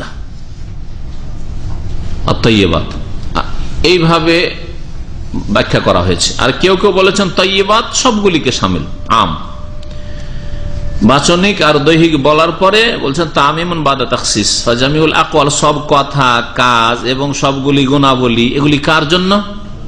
আল্লাহর জন্য। মুস্তাহিকাতুন লিল্লাহ, আল্লাহর হক। এই তিনটি বাক্য বলার পরে বলবেন আসসালামু আলাইকা আইয়ুহান নবিয়্যু, হে নবী, আপনার প্রতি সালাম বর্ষিত হোক, ওয়া রাহমাতুল্লাহ, আল্লাহর পক্ষ থেকে রহমত বর্ষিত হোক, ওয়া বারাকাতু, আল্লাহর পক্ষ থেকে বরকত নাযিল হোক। নবী করিম সাল্লাল্লাহু আলাইহি সাল্লামকে এইভাবে সালাম করবেন। এইভাবে সালাম নবী করিম সাল্লাল্লাহু আলাইহি সাল্লাম শিখিয়েছেন। বেশ কিছু সাহাবায়ে কেরামরা নবী করিম সাল্লাল্লাহু আলাইহি সাল্লামের তিরোধানের পরে, তার ইন্তেকালের পরে এই বাক্যটিকে পরিবর্তন করেছিলেন। আয়েশা রাদিয়াল্লাহু তাআলা আনহা, আবু হুরায়রা, এরকম বেশ কিছু সাহাবায়ে কেরাম যাদের নাম হাদিসের কিতাবে এসেছে, তারা এইভাবে বলতেন আত্তাহিয়াতু লিল্লাহি ওয়াসসালাওয়াতু ওয়াত-তাইয়্যিবাতু আসসালামু আলান নবী, আলাইকা, আপনার ওপর, এটা বলতেন না। আইয়ুহা, হে নবী, এ কথা বলতেন না। কি বলতেন? আসসালামু আলান নবী, সালাম শান্তির ধারা বর্ষিত হোক নবী করিম সাল্লাল্লাহু আলাইহি ওয়াসাল্লামের উপর। একদল উলামায়ে কেরাম বলছেন যে এইরকমই বলা উচিত, কারণ সাহাবায়ে কেরামরা আত্তাহিয়াতের বাক্য বদলাচ্ছেন, বিনা দলিলে বদলাবেন, এটা হইতে পারে না, বুঝছেন না? আর তাও আয়েশা রাদিয়াল্লাহু তাআলা আনহা, আবু হুরায়রা রাদিয়াল্লাহু তাআলা, এইরকম সাহাবায়ে কেরাম, বিশিষ্ট সাহাবায়ে কেরামরা, এমন নয় যে অপ্রসিদ্ধ, যার নাম হয়তো সাধারণ মুসলিম আপনি জানবেন না। অনেক সাহাবায়ে কেরামের নাম আপনার সাহাবী না তাবি বলতে পারবেন না আপনারা, তাই না? 1,24,000 বেশি সাহাবায়ে কেরাম ইসলামের সাথে বিদায় হজে ছিলেন। তাহলে অনেক সময় আলেমরা কিতাব না দেখলে অনেক সময় বলতে পারবেন না যে সাহাবী ছিলেন না তাবি, অনেকের ক্ষেত্রে। তো এই সাহাবায়ে কেরামরা যে এই বাক্যটা বদলে দিয়েছিলেন, নিশ্চয় তাদের কাছে নবী সাল্লাল্লাহু আলাইহি ওয়াসাল্লামের পক্ষ থেকে ইশারা, ইঙ্গিত বা তালিমাত, যেটাকে বলা হচ্ছে ইনস্ট্রাকশন, শিক্ষা ছিল, দিক নির্দেশনা ছিল যে এরকম করবে। একদল বলছেন, আল্লামা নাসির আলবানী রাহমাতুল্লাহ তাই বলেছেন। আর এরকম অনেক ওলামারা বলেছেন, ওলামা আহলে হাদিসরা অনেকে এর উপর আমল করেন ওই জন্য। আর আরেক দল উলামায়ে কেরাম বলছেন, তারা কোরআন সুন্নাহ অনুসারী, তারা বলছেন না, যেহেতু অনেক সাহাবারাই পরিবর্তন করেননি, আর নবী সাল্লাল্লাহু আলাইহি ওয়াসাল্লাম ইন্তেকাল হয়ে গেছে বলেই পরিবর্তন করে দিতে হয়, প্রয়োজন করে না। কেউ যদি পরিবর্তন করে, সাহাবীরা বেশ কিছু সাহাবে কারণ যখন করেছেন করতে পারে, কিন্তু প্রয়োজন নেই। যেইভাবে নবী সাল্লাল্লাহু আলাইহি ওয়াসাল্লাম শিখিয়েছেন সেইভাবে জীবদ্দশাতেও সালাম করা হয়েছে, আর তার ইন্তেকালের পরেও আসসালামু আলাইকা আইয়ুহান নবী এইভাবেই বলবেন। এইভাবে বলতে গেলে তখন বেরেলভিরা বলে যে নবী হাজির নাজির। দেখো আত্মাহিয়াত তো শেখানো হয়েছে যে আসসালামু আলাইকা, হে নবী আপনার উপর সালাম, তাহলে বোঝা গেল যে নবী হাজির মসজিদে। নবী আলেমুল গায়েব, আইয়ুহান নবী, হে নবী, আলাইকা আপনার উপর, আবার হে নবী, তার মানে নবী মসজিদে মসজিদে হাজির, প্রত্যেক মসজিদে, ওক্তিয়া মসজিদও হাজির, জুমা মসজিদও হাজির, মাঠে ঘাটে পড়লেও আত্মাহিয়াত যেমন পড়ছেন তেমনি হাজির, তো সব জায়গায় তাহলে নবী হাজির। এটা হচ্ছে বেরলভি রেজবিদের দলিল একটা, কথা বলছেন, এর খণ্ডন আছে। যদি আসসালামু আলাইকা আইয়ুহান নবীও বলেন তবু তার খণ্ডন আছে। প্রথম খণ্ডন হচ্ছে যে তোমাদের মতো এইরকমই যারা বিদাতি আকীদায় বিশ্বাসী তাদের খণ্ডনের জন্য বেশ কিছু সাহাবায়ে কেরাম আয়েশা রাদিয়াল্লাহু তাআলা আনহা পর্যন্ত বাক্য পরিবর্তন করে দিয়েছিলেন যে এইরকম গুমরাহ না হয়, আলাইকা আইয়ুহান নবীও দেখে কেউ গুমরাহ জানো না যে নবী হাজির হয়ে গেছেন, এই জন্য বদলে দিয়েছেন। একটা উত্তর বুঝলেন। দ্বিতীয় উত্তর হচ্ছে যে আসসালামু আলাইকা আর আইয়ুহা এটা অনুপস্থিতকে বলা যেতে পারে, আর আমরা বলি। শুধু সামনে থাকলে যে আসসালামু আলাইকুম বলবেন এমন কথা নয়, সামনে নেই, অনেক দূরে আছে, তারপর আসসালামু আলাইকুম বলছেন না, বলেন না, লিখছেন না, লিখেন না। মোবাইলের যুগ যখন ছিল না তখন চিঠি লিখতেন, কি লিখতেন? আব্বাকে এলাহি ভরসা 786, ওগুলো বাদ দেন, ওগুলো বাদ দিয়ে দেন। এলাহি ভরসা, সুবহানাল্লাহ, এলাহি ভরসা আমাদের দেশে ধার্মিক লোকেরা লিখত, বিসমিল্লাহ বাদ দিয়ে লিখছে এলাহি ভরসা। না, খবরদার এরকম লিখবেন না, এটা বিদআত। আর 786 এটা লিখা শিরিক, শুনে রাখেন ভালো করে। এলাহি ভরসা লিখা বিদআত। নবী সাল্লাল্লাহু আলাইহি ওয়াসাল্লাম সাহাবায়ে কেরামরা এই শিক্ষা দেননি, খোলাফায়ে রাশিদিন শিক্ষা দেননি যে এলাহি ভরসা, তাওয়াক্কালতু আলাল্লাহ। এলাহি ভরসা মানে তাওয়াক্কাল আলাল্লাহ, তাই না? তাওয়াক্কাল আল্লাহ কেউ লিখেছেন নাকি? সাহাবায়ে কেরামরা শেখাননি, খোলাফায়ে রাশিদিন শেখাননি। আর আপনাকে বলা হয়েছে নবীর অনুসরণ করো, খোলাফায়ে আবু বকর, ওমর, ওসমান, আলীর অনুসরণ করো। আরে 4 খলিফার কোন খলিফা যদি করতেন তাহলে বলতেন। 4 ইমামের কোন ইমাম করেছেন? ইমাম হানিফা লিখেছেন এলাহি ভরসা কোন জায়গায়? তাওয়াক্কাল আল্লাহ। বরং আজকাল আরবরা তাওয়াক্কাল আল্লাহ কখন বলে? আপনাকে বিদায় করার সময়। কথা বলছেন, যাও এর কথা বলতে চাই না, তাওয়াক্কাল আল্লাহ, যাও। তো এলাহি ভরসা বিদআত। আর 786 কি বললাম? শিরক। 786 বিসমিল্লাহির রহমানির রহিমের অঙ্ক বেরোয় না। এর আগে অনেকবারই বলেছি, কিসের অঙ্ক বেরোয় বলতে পারেন? হরে কৃষ্ণ, হরে, হা রা ইয়া কা কৃষ্ণ, কাপ রা শিন নুন আলিফ, এই 8টা অক্ষরের আবজাদ হাওয়াজ হুত্তি বের করে দেখবেন। আর আমি নিজে বের করে দেখেছি, কিতাবও পড়েছি, অন্যদের লিখেছে, আর নিজে বের করে দেখেছি 786 হরে কৃষ্ণ বেরোয়। তার মানে 786 যারা গাড়িতে, বাড়িতে বা চিঠিতে লিখছে তারা বিসমিল্লাহ লিখে না, কি লিখছে? হরে কৃষ্ণ। আর যারা হরে কৃষ্ণ লিখে তাদের ঈমান থাকবে? চিন্তা করুন তো দেখি, তারা কি শিরক করলো না? শিরক করলো, শিরক করলো। একটু আগের কথাটা মনে রাখবেন, মুশরিক হবে না হবে না তার জন্য কিছু শর্ত আছে আর কিছু বাধা আছে। শর্ত যদি পুরা হয়ে যায় আর বাধা দূর হয়ে যায়, যেমন শর্তের মধ্যে একটা হচ্ছে জানা, এতদিন জানতেন না, আজকে জেনে নিলেন, এরপরেও যদি 786 লিখেন শর্ত পুরা হয়েছে, ইলম জেনে নিয়েছেন, হ্যাঁ, বাধা দূর হয়ে গেছে। আর একটা হচ্ছে বাধা কোন জায়গায় বাই ফোর্স করাতে হয়নি, কেউ যদি বলে না তোমাকে এটা লিখতে হবে না হলে মারবো, হ্যাঁ, তখন কুফরি হবে না। ইল্লামান উকরিহা কলবুহু মুতমাইন্নুন বিল ঈমান, আপনাকে কেউ বাধ্য করে লিখতে বলছে না যে লিখো 786, তারপরে লিখছেন আপনি স্বেচ্ছায়, পাগল না আপনি সগানে লিখছেন, তাহলে বাধাও নেই, শর্ত পুরা, জানছেন দিনের মাসলা যেটা শিরক, তারপরে লিখলেন, তাহলে তখন আপনার খবর আছে, কি হবেন সেটা বুঝে না। হ্যাঁ, কি বলতে গেলাম, যে বেরেলভিদের উত্তর, আমরা আমাদের চিঠিতে, আমাদের মোবাইল মেসেজে, এমনকি আমাদের মোবাইল কথা বলাই দূর দূরান্ত থেকে, এখান থেকে 5,000 10,000 কিলোমিটার দূরেও আছে আত্মীয় স্বজন, কারো জাপানে আছে আত্মীয়, কারো আমেরিকা কানাডায় আছে, কারো 5,000 কিলোমিটার বাংলাদেশে আছে, কোথাও আছে, এক কথায় দূরে আছে। তাদেরকেও কি লিখছেন? আচ্ছা ভাই আসসালামু আলাইকুম, আব্বাজান আসসালামু আলাইকুম লিখছেন না? আরে আপনার আব্বা তো গায়েব না হাজির? গায়েব আর হাজির বুঝেন? দামাম আছেন?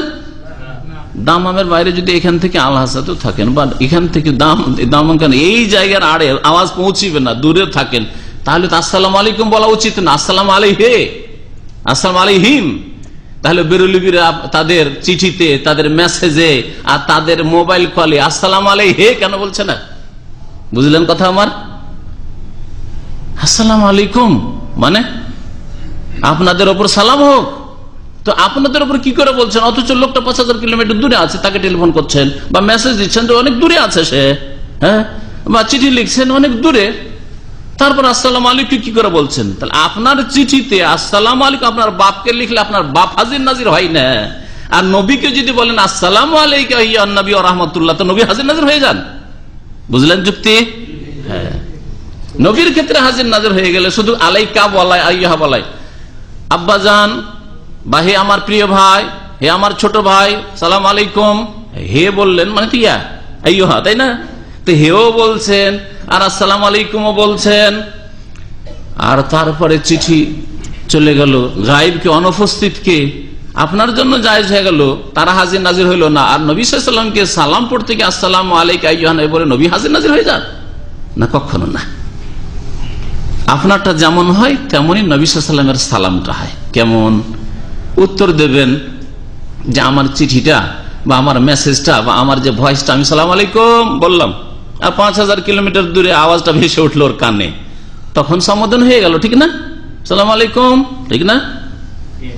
ঠিক তেমনই নবী করিম সাল্লাল্লাহু আলাইহি ওয়াসাল্লামকে যখন বলবেন আত্তাহিয়াতে যে আসসালামু আলাইকা আইয়ুহান নবী ওয়া রাহমাতুল্লাহি ওয়া বারাকাতুহু, দ্রুত ফেরেশতারা ছুটে আসেন আর ফেরেশতারা সালামটাকে নিয়ে কি করেন? নবী সাল্লাল্লাহু আলাইহি ওয়াসাল্লামের কাছে পৌঁছিয়ে দেন। নবী সাল্লাল্লাহু আলাইহি ওয়াসাল্লামের সহিহ হাদিস আবু দাউদে রয়েছে, নাসাঈতে, ইন্না লিল্লাহি মালাইকাতান সাইয়াহিন, নিশ্চয়ই আল্লাহ পাকের অসংখ্য ফেরেশতা রয়েছেন ভ্রমণকারী, সাইয়াহ ভ্রমণকারী, ইউবাল্লিগুনি মিন উম্মতি আসসালাম, আমার উম্মতের সালামগুলি আমাকে পৌঁছে দিয়ে থাকে। আপনার চিঠি মানুষ পোস্টম্যান পৌঁছাবে বা আপনার মোবাইল মেসেজটা আপনার এই মোবাইল কোম্পানি পৌঁছাবে, ঠিক না? আর রাসূলুল্লাহ সাল্লাল্লাহু আলাইহি ওয়াসাল্লামের উপর সালাম কে পৌঁছাচ্ছেন? আল্লাহ পাকের শ্রেষ্ঠ সৃষ্টি ফেরেশতারা। তখন সম্বোধন হচ্ছে রাসূলুল্লাহ সাল্লাল্লাহু আলাইহি ওয়াসাল্লামকে আলাইকা আর আইয়ুহান নবী বলাতে নবী হাজির নাজির হয়ে যান না, যে আলাইকা বলছেন এই জন্য মসজিদে এসে নবী হাজির, হ্যাঁ, বাওয়াজ মাহফিলে হাজির, মিলাদ মাহফিলে হাজির, নবী হাজির নাজির হয়ে গেছেন, সুতরাং আপনারা দাঁড়িয়ে যান, সব কিয়াম করেন। এসব বিদআত, বরং অনেক সময় শিরক। নবীকে হাজির বলা শিরক, নবীকে নাজির বলা শিরক। নবীকে যদি নাজির মানে কি? নাজির মানে সবকিছু দেখেন। সবকিছু কে দেখে? আল্লাহ। আল্লাহর নাম বসির, নবীর নাম বসির আছে নাকি? আল্লাহ নবীর নামের মধ্যে বসির, সর্বদ্রষ্টা, সবকিছু দেখেন। তাহলে নবীকে নাজির মানে নবী বসির, আল্লাহর সাথে শিরক করে ফেললেন। সবকিছু নবী দেখেন না, সবকিছু নবী দেখলে জীবদ্দশায় তো সবকিছু দেখতেন না, তো ইন্তেকালের পরে দেখা তো দূরের কথা। হ্যাঁ, জীবদ্দশায় নবী সাল্লাল্লাহু আলাইহি ওয়াসাল্লামের বিবির মা আয়েশার হার হারিয়ে যাচ্ছে, আর উটের পিঠের তলায় পড়ে আছে, আর গোটা এর কাফেলার সাথী সঙ্গী সব পেরেশান হয়ে যাচ্ছে, তল্লাশ করতে করতে পাচ্ছে না। হ্যাঁ, নবী করিম সাল্লাল্লাহু আলাইহি ওয়াসাল্লামের বিবির উপর তোহমাত, মিথ্যা অপবাদ লাগানো হচ্ছে, দ্বিধাদ্বন্দ্বে পড়ে যাচ্ছেন, আসলে কি আমার স্ত্রী খারাপ নাকি? 1 মাস ধরে পেরেশান থাকছেন, ওহীর অপেক্ষায় থাকছেন, আর নবী হাজির নাজির সবকিছু দেখছেন। তো নবীকে নাজির বলাও শিরক। আর নবী হাজির যদি বলেন যে নবী এলমের দিক দিয়ে হাজির, তবু শিরক। জ্ঞানের দিক দিয়ে একমাত্র আল্লাহ পাক হাজির, আর সত্তার দিক দিয়ে আল্লাহ হাজির না, আল্লাহ আরো হাজির, আল্লাহ সব জায়গায় হাজির না। পেশাব পায়খানা আর আপনাদের এখানে আল্লাহ হাজির না। আল্লাহ পাক তার এলমের দিক দিয়ে, হ্যাঁ, তার পরিবেষ্টনের দিক থেকে, তার কুদরতের দিক থেকে, তার সার্বিক ক্ষমতার দিক থেকে হাজির। কিন্তু আল্লাহ পাক রব্বুল আলামিনের জাতে পাক, আল্লাহ পাকের সত্তা আরো আজিম আছেন। কোরআন বলছে, রাসূলুল্লাহ সাল্লাল্লাহু আলাইহি ওয়াসাল্লামের হাদিস বলছে, আমিনতুম মান ফিস সামাই, তোমরা কি ভয় করো না সেই সত্তাকে যিনি আকাশে, তাহলে হাজির কি করে? তো আল্লাহকে তো বলা যাবে না যে আল্লাহ সসত্তাই সব জায়গায় হাজির, হ্যাঁ, সর্বত্র বিরাজমান আর সবকিছুতে বিরাজমান। এটি আল্লাহর ক্ষেত্রে তো শিরকি কুফরি কথা, অনিসলামিক কথা। তাহলে এতে বেরলবিদের দলিল নেই, বরং আল্লাহ পাকের ফেরেশতারা নবী সাল্লাল্লাহু আলাইহি ওয়াসাল্লামের উপর যখন সালাম পেশ করা হয় সালাম পৌঁছে দেন। আসসালামু আলাইকা আইয়ুহান নবী ওয়া রাহমাতুল্লাহি ওয়া বারাকাতুহু, আসসালামু আলাইনা, এবং শান্তির ধারা বর্ষিত হোক আমাদের উপরেও সালাম বর্ষিত হোক যারা মুসল্লি নামাজ পড়ছেন মসজিদে। ওয়া আলা ইবাদিল্লাহিস সালিহিন, আর আল্লাহ পাকের সৎ কর্মশীল বান্দা নেক বান্দাদের উপর সালাম হোক। এই নেক বান্দাদের উপর সালাম হোক কারা? তারা হ্যাঁ, যারা এখানে আছে তারা তো হয়ে গেল, আলাইনার মধ্যেই চলে আসলো, তারপর এদেরকেও শামিল করেন। এছাড়া সারা বিশ্বে সমস্ত মুমিন মুমিনাত যারা এসেছে আর আসবে ইবাদিল্লাহিস সালিহিন, হ্যাঁ, মানুষের মধ্যে থেকে, এইরকমই জিনদের মধ্যে থেকে তারাও শামিল হলো। এইরকমই সমস্ত ফেরেশতা ইবাদিল্লাহ, আল্লাহর বান্দা না, নেক বান্দা, লা ইয়াসুনাল্লাহ মা আমারহুম, আল্লাহ পাকের আদেশের তারা সামান্যতম নাফরমানি করে না, তারাই তো আসল সালেহিন, ইবাদুল মুকরামুন, সম্মানিত তারা আল্লাহর বান্দা। তাহলে এই সালামের সুবহানাল্লাহ কত ব্যাপক অর্থ। এই আত্তাহিয়াতের দোয়াতে আপনি দোয়া করলেন কার জন্য? মালায়েকা ফেরেশতার জন্য। দোয়া করলেন মুমিন জিনদের জন্য, দোয়া করলেন মুমিন মুমিনাত, সুবহানাল্লাহ। শুধু সাহাবা কেরামের জামানা থেকে নয়, হ্যাঁ, আদম আলাইহিস সালাম আপনার দোয়াই ভাগ, সমস্ত নবী রাসূলগণ এবং তাদের অনুসারীরা কিয়ামত পর্যন্ত যত মুমিন মুমিনাত আসবে, ওয়ালা ইবাদিল্লাহিস সালিহিন, এর নাম হচ্ছে আরবিতে জামে দোয়া, ব্যাপক অর্থপূর্ণ দোয়া। আল্লাহ পাক নবী করিম সাল্লাল্লাহু আলাইহি ওয়াসাল্লামকে এই বৈশিষ্ট্য দিয়েছেন, উতিত জাওয়ামিআল কালিম, আমাকে বৈশিষ্ট্য দেওয়া হয়েছে কিসের? অর্থপূর্ণ বাক্যের। অল্প কথা বলি অনেক অর্থ থাকে, গোটা দুনিয়া ভরা আছে।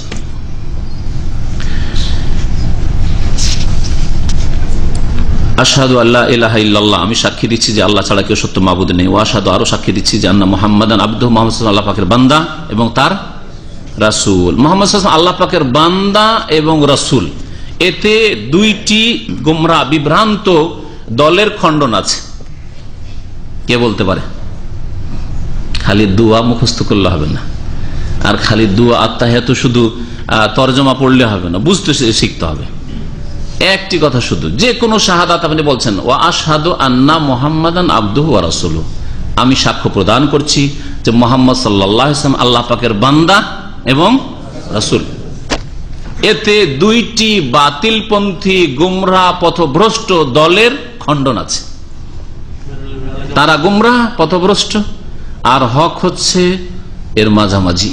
এই দুই গুমরাহ দলের মাঝামাঝি হচ্ছে হক পথ, সত্য পথ। বলেন দেখি চিন্তা করে। না, একটা করে মাসলা বলিয়েন না, বলেন এভাবে যে নবী করিম সাল্লাল্লাহু আলাইহি ওয়াসাল্লাম সম্পর্কে দুই দল পথভ্রষ্ট হয়েছে। নবী করিম সাল্লাল্লাহু আলাইহি ওয়াসাল্লাম সম্পর্কে দুই দল কি হয়েছে? পথভ্রষ্ট হয়েছে। শুধু নূরের নূর নিয়ে কেন এত পেরেশান? এর চেয়ে বড় বড় জিলানিকে সেজদা করছে, নবীকে সেজদা করতে ছাড়বে? তো নূরের তৈরি বলার চাইতে তো মারাত্মক অপরাধ হচ্ছে নবীকে সেজদা করা, নবীর কাছে মাথা দেয়া রাসূলুল্লাহ বলা। তো একটা দুটা মাসলা নাই, সবগুলি মাসলা যাতে চলে আসে এইভাবে বলেন, বুঝেন। সেটা হচ্ছে নবী করিম সাল্লাল্লাহু আলাইহি সাল্লামের হক আদায় করতে গিয়ে বা তার হকের ক্ষেত্রে তার সামনে দুইটি দল কি হয়েছে? গুমরাহ পথভ্রষ্ট হয়েছে, বিভ্রান্ত হয়েছে। একটি দল বাড়াবাড়ি করে আর আরেকটি দল মানহানি করে, ঘাটতি করে। যারা নবী সাল্লাল্লাহু আলাইহি ওয়াসাল্লামের শানে বাড়াবাড়ি করেছে, নবী আলেমুল গায়ব, নবী হাজের নাজের, নবী নূরের তৈরি, নবীর দরবারে গেলে খালি হাতে কেউ ফিরে আসে না, ঝোলি ভর দেতা হ্যায়, উর্দুতে বলে ঝোলি ভর দেতা হ্যায়। আরে এই নাদান ওহা মিলতা হে বেমাঙ্গি, আরে নাদান বে খুব মদিনা যাও আর নবীর কাছে চান, ওখানে গিয়ে না চাইলেও তো পাওয়া যায়, একটু গিয়ে চাইও, ওখানে গিয়ে না চাইলেও পাওয়া যায়। এগুলি হচ্ছে মুসলিমদের শিরক, এগুলি হিন্দু আর বুদ্ধিস্টদের আর শিখদের শিখ নয় যে নবীর কাছে পাওয়া যায়, চাইলেও পাওয়া যায়, না চাইলেও পাওয়া যায়। সুতরাং মদিনা থেকে যখন হাজিরা হজ করে, না মক্কা থেকে হজ করে মদিনা আসে, মদিনা আসা ফরজ। আর মদিনা এসে, মদিনা যখন আসে জিজ্ঞেস করবেন কোথায় যাচ্ছেন, বলছেন নবীর দরবারে হাজিরা দিতে যাচ্ছি, নবীর দরবারে হাজিরা দিতে যাচ্ছি। এই কথাটিও আল্লাহর শানে বেয়াদবি আর নবীর শানে বাড়াবাড়ি। নবীর দরবারে হাজিরা দিচ্ছে, আল্লাহর কাছে হাজিরা দিতে আসে না। মসজিদে নববীতে আল্লাহর সামনে হাজির হয়ে নামাজ পড়ে ইবাদত বন্দি করবে, এই জন্য আসে না।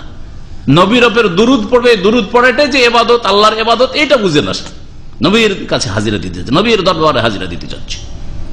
তো একদল গুমরা হয়েছে নবী করিম সাল্লাল্লাহু আলাইহি ওয়াসাল্লাম সম্পর্কে অতিরঞ্জন বাড়াবাড়ি করে বাড়িয়ে দিয়েছে। আল্লাহ যা বলেননি নবী সম্পর্কে সেখানে পৌঁছে দিয়েছে। হায়াতুন নবী, নবী মারাই যাননি, অথচ কোরআন বলছে ইন্নাকা মাইতুন, নবী তুমি তো মৃত। তো বাড়াবাড়ি করলো, এই দল গুমরা হয়েছে। একদল গুমরা, তো একদল বাড়িয়ে দিয়ে, অতিরিক্ত বাড়িয়ে দিয়ে গুমরা হয়েছে বিভিন্ন ক্ষেত্রে। আর আরেক দল নবীর মানহানি করে গুমরা হয়েছে। ওই দলটা কোন দল? হ্যাঁ, না, যারা বিদআত করে তো বাড়ায়, বিদআতীরা তো বাড়ায় সাধারণত। ওদের মধ্যে কিছু মানহানির দিক রয়েছে। যারা দিনের বিধি বিধান ফরজ অজেব পালন করে না, হারাম নাজেজ কাজ করে, ফাসেক লোকেরা। বেনামাজি নবীর মানহানি করেনি? হ্যাঁ, নবীর চক্ষু ঠান্ডা হয় নামাজে, আর বেনামাজি চক্ষু ঠান্ডা হয় ঘুমাইলে। মানহানি করলো না?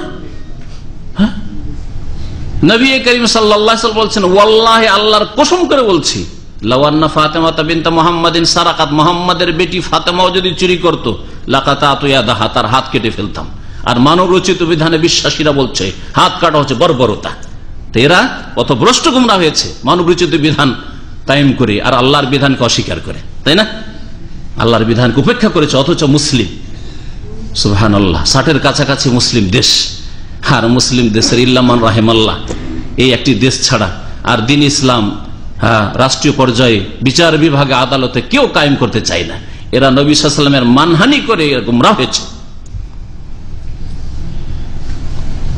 আর নবী করিম সাল্লাল্লাহু আলাইহি ওয়াসাল্লামের ক্ষেত্রে যারা মধ্যম পন্থা অবলম্বন করেছে, আল্লাহ পাক যে উচ্চ মর্যাদা দিয়েছেন সেটাকে স্বীকার করে, আর নবী করিম সাল্লাল্লাহু আলাইহি ওয়াসাল্লামকে তার চাইতে ওপরে বাড়ায় না। আল্লাহ যা বলেননি সেসব কথা নবী সম্পর্কে বলেন না। আল্লাহ কথা বলেননি যে নবী দিতে পারেন, আল্লাহ কথা বলেননি যে নবীকে সেজদা করো, সেজদা তাজমি। আল্লাহ কথা বলেন জায়েজ করেননি যে নবীর কাছে চাও। আল্লাহ কথা বলেননি যে নবীর নূরের তৈরি।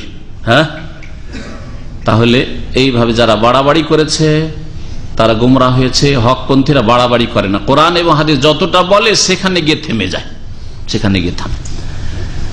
আর ফাসেক গুনাহগারদের মতো যারা দিনের বিধি বিধান ব্যক্তি জীবন থেকে শুরু করে জীবনের বিভিন্ন স্তরে পালন করে না, তাদের মতো নবীর মানহানি করে, নবীর ঘাটতিও করে না হকের ক্ষেত্রে, বরং যথাযথ নবীর যতটা হক আছে পালন করার জন্য সচেষ্ট হয়। বুঝা গেছে? এরাই হচ্ছে হকপন্থী, যারা হচ্ছে মধ্যমপন্থী, উম্মতে ওয়াসাত আল্লাহ পাক বলেছে তাদেরকে, এরা হচ্ছে মধ্যমপন্থী। এই দুটো শব্দই আবদহু ওয়া রাসূলুহু, এই দুই দলের খণ্ডন কি করে আছে? হ্যাঁ,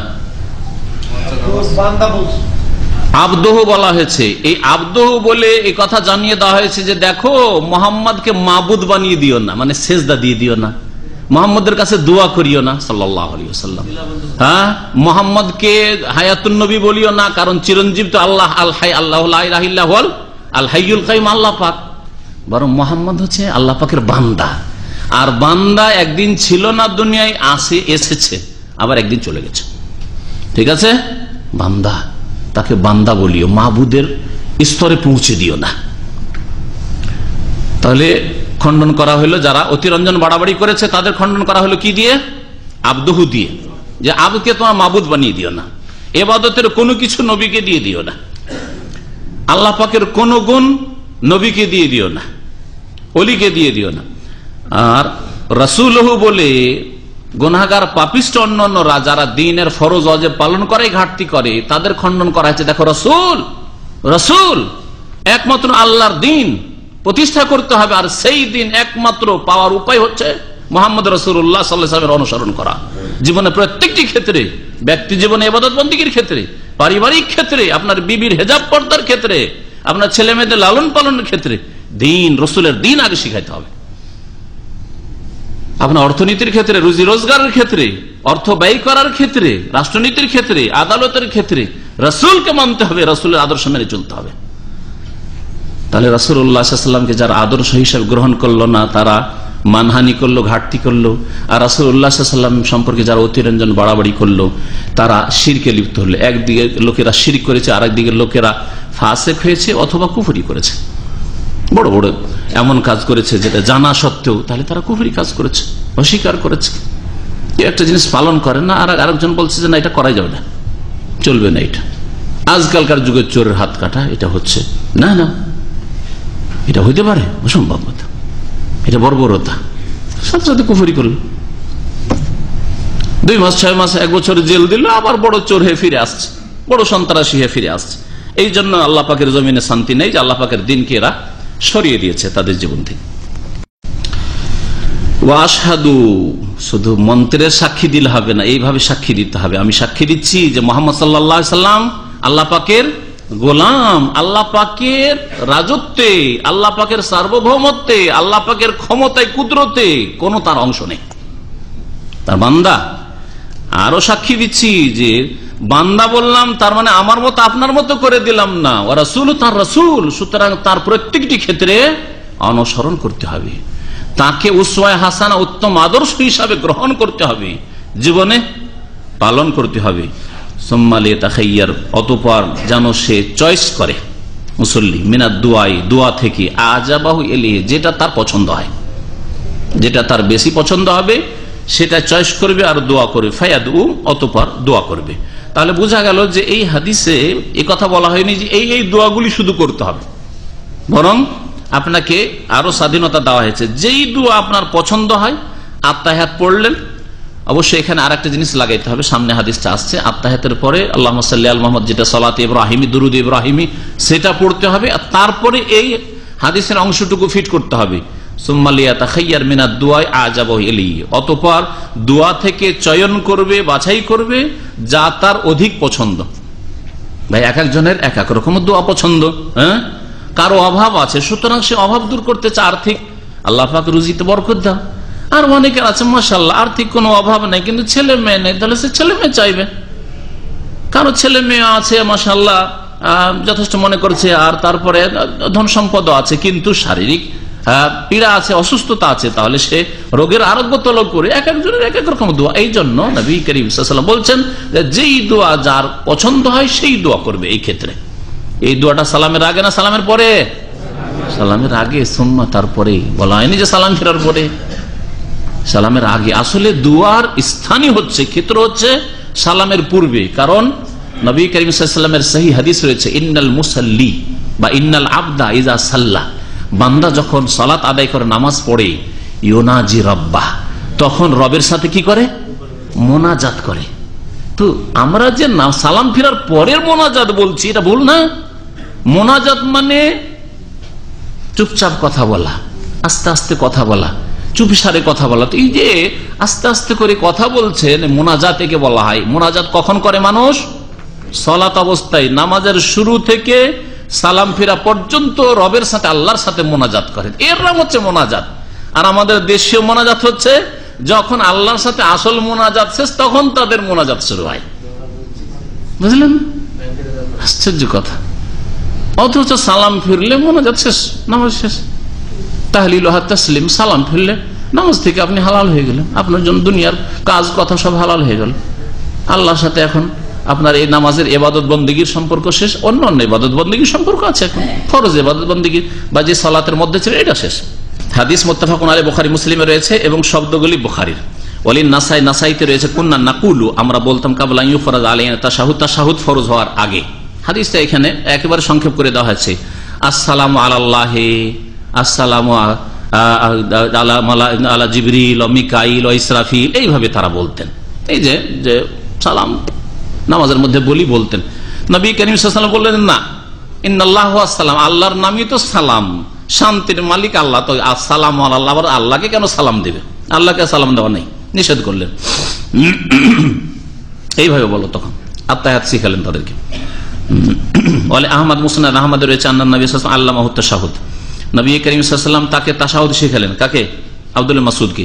ও আমারাহু আন ইউআল্লিমাহুন নাস, আর তাকে নির্দেশ দিলেন যে লোকজনকে এই তাশাহুদ শিখিয়ে দাও। তাহলে এর দ্বারা বোঝা গেল যে সব ছাত্রকে বা সব লোককে একজন শিখাতে পারে না, কিছু লোককে শিখিয়ে দেন যাদের দ্বারা কাজ হবে, আর তাদেরকে বলেন যে ভাই আপনারা নিজ নিজ এলাকায় শিখান, নিজ নিজ এলাকায় আপনারা গিয়ে দাওয়াতের কাজ করেন, শিখান। এটা এই হাদিস দ্বারা প্রমাণিত হয়, এই মাসলা ইসলামবাদ হয়। এটা এই জন্যই বলছি যে আমাদের কিছু ভাইয়ের আছে অনেক সময় আবেগে কথাবার্তা বলে, আক্রোশের কথাবার্তা বলে, বলে যে আপনারা এখানে কেন বলছেন, যান গ্রামে গ্রামে। ভাই একজন লোক আপনার গ্রামে যেতে পারবে না, কিন্তু আপনার গ্রামের লোক তৈরি করে দিচ্ছে, আপনার দায়িত্ব আব্দুল্লাহ বিন মাসউদের মতো যান আর শেখান, ঠিক কিনা? একজন লোকের আমি হই বা অন্য কোন লোক হোক না কেন, একজন লোকের পক্ষে সম্ভব নয় যে প্রত্যেক গ্রামে গ্রামে যাবে, প্রত্যেক ডিস্ট্রিক্টে যাবে, বা জরুরি নয় যে ওর গ্রামেই তাকে যেতে হবে। হতে পারে যে ওর গ্রাম চাইতে সে দূরে যেখানে দাওয়াতের কাজ, দিনের খেদমত হলি হল, সেখান থেকে পৌঁছানো বেশি সহজ। এমন একটা জায়গায় আপনি আছেন যেখান থেকে আপনি মানুষের কাছে পৌঁছাতে পারবেন না, ওখানে গেলে আপনার ইমানই দুর্বল হয়ে যাবে, পরিবেশ এত খারাপ যে আপনার ইমানই দুর্বল হয়ে যাবে, আপনার ছেলে মেয়ে কি হবে আল্লাহ পাকই জানে।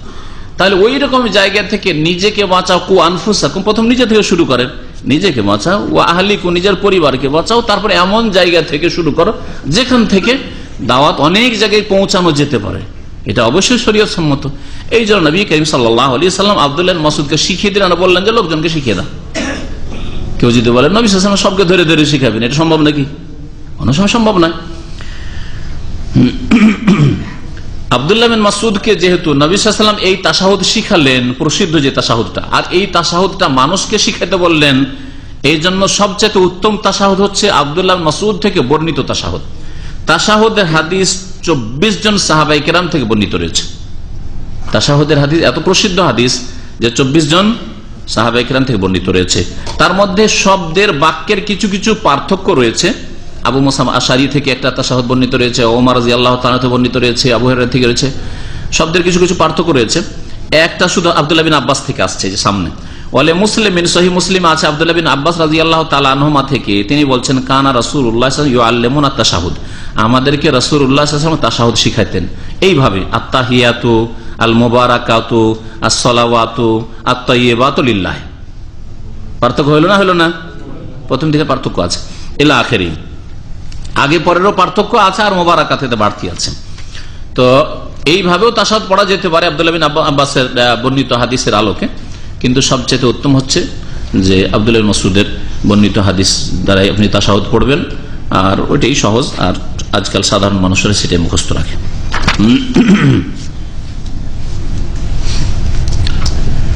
আজকাল আলহামদুলিল্লাহ সময় যথেষ্ট আছে, তাই না? আর কিছু লোক উঠা বসা করছেন, ওতে আবার বারবার আমি ঘড়ির জন্য দেখছি যে কি জানি টাইম হয়ে গেছে, সেজন্য উঠা বসা করছেন কেন? আলোচনা শুনতে আসার আগে আপনারা একটু নিজেকে হালকা করে আসবেন, তাহলে এত উঠা বসা করতে হবে না, তাই না?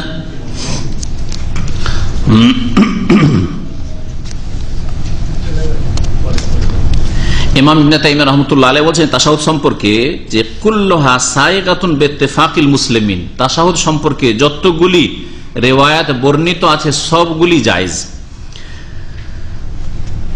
ওয়া আসলুল ইমাম আহমদ রাহমাতুল্লাহ আলাইহির মূলনীতি, তার তরিকা, তার মাযহাবের, যে ইস্তিহসানু কুল্লা মা ইয়াসবুতু আনহু সাল্লাল্লাহু আলাইহি ওয়াসাল্লাম, নবী সাল্লাল্লাহু আলাইহি ওয়াসাল্লাম থেকে যা প্রমাণিত সবগুলি বলা যেতে পারে, সহিহ সনদ দ্বারা বর্ণিত হলেই হলো। ওয়া মা হাযা, এ কথা বলা সত্ত্বেও, ফাকাদ কালাল উলামা, উলামায়ে কেরামরা বলেছেন, আসবাতুহা তাশাহুদ ইবনে মাসউদ, সবচাইতে বলিষ্ঠ হচ্ছে আব্দুল্লাহ বিন মাসউদ থেকে বর্ণিত তাশাহুদ। ওয়া হুয়াল ওয়ারিদু ফি হাযাল বাব, যেটা এখানে তরজমা বা ব্যাখ্যা করে শোনাইলাম। আরো বলছেন আত-তাশাহুদ ওয়ারাদা আনিন নবী সাল্লাল্লাহু আলাইহি ওয়াসাল্লাম আন আরবাআতিন ওয়া 20 সাহাবিয়ান, তাশাহুদ বর্ণিত হয়েছে নবী সাল্লাল্লাহু আলাইহি ওয়াসাল্লাম থেকে 24 জন সাহাবীর হাদিস দ্বারা, মানে 24 জন সাহাবী নবী সাল্লাল্লাহু আলাইহি ওয়াসাল্লাম থেকে তাশাহুদের হাদিস বর্ণনা করেছেন, বে আলফাজিল মুখতালিফা, বিভিন্ন শব্দ বা বাক্য দিয়ে, কুল্লুহা জায়েজ, আর সবগুলি বলা জায়েজ। যে কথাটি এর আগে আমি বলে ফেলেছি আপনাদেরকে, শুধু এখানে পড়ে শোনালাম।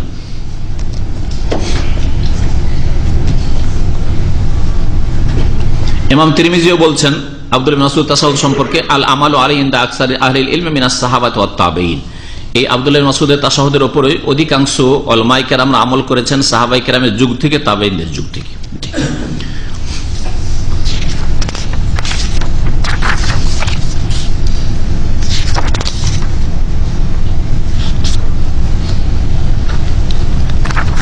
তাশাহুদ পড়া ওয়াজিব না মুস্তাহাব?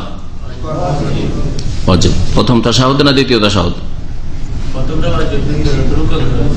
প্রথমটা হচ্ছে নামাজের ওয়াজিবাতের একটি ওয়াজিব, হ্যাঁ, নামাজের যে 8টি ওয়াজিব তার একটি। আর দ্বিতীয় তাশাহুদ রুকন ফরজ আর কি।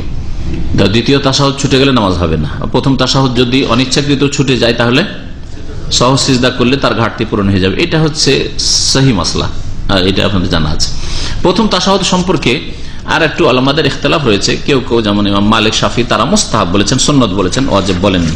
তবে ইমাম আবু হানিফা নিকটেও প্রথম তাশাহুদ ওয়াজিব, আর ইমাম আহমদ বিন হাম্বলের নিকটেও প্রথম তাশাহুদ ওয়াজিব। আর এটাই ঠিক, প্রথম তাশাহুদ হচ্ছে ওয়াজিব। দেখেন এখানে আমরা ইমাম আবু হানিফা এবং ইমাম আহমদ বিন হাম্বলের মাযহাবকে বললাম বলিষ্ঠ, এটা বেশি সহি যে প্রথম তাশাহুদ হচ্ছে ওয়াজিব। আর পক্ষান্তরে ইমাম শাফি আর ইমাম মালিকের মত হচ্ছে যে এই প্রথম তাশাহুদ হচ্ছে মুস্তাহাব, যেটাকে বললেন না, এটা না, নবী সাল্লাল্লাহু আলাইহি সাল্লাম নির্দেশ দিয়েছেন এই তাশাহুদ পড়ার, সুতরাং এটা হচ্ছে কমপক্ষে ওয়াজিব।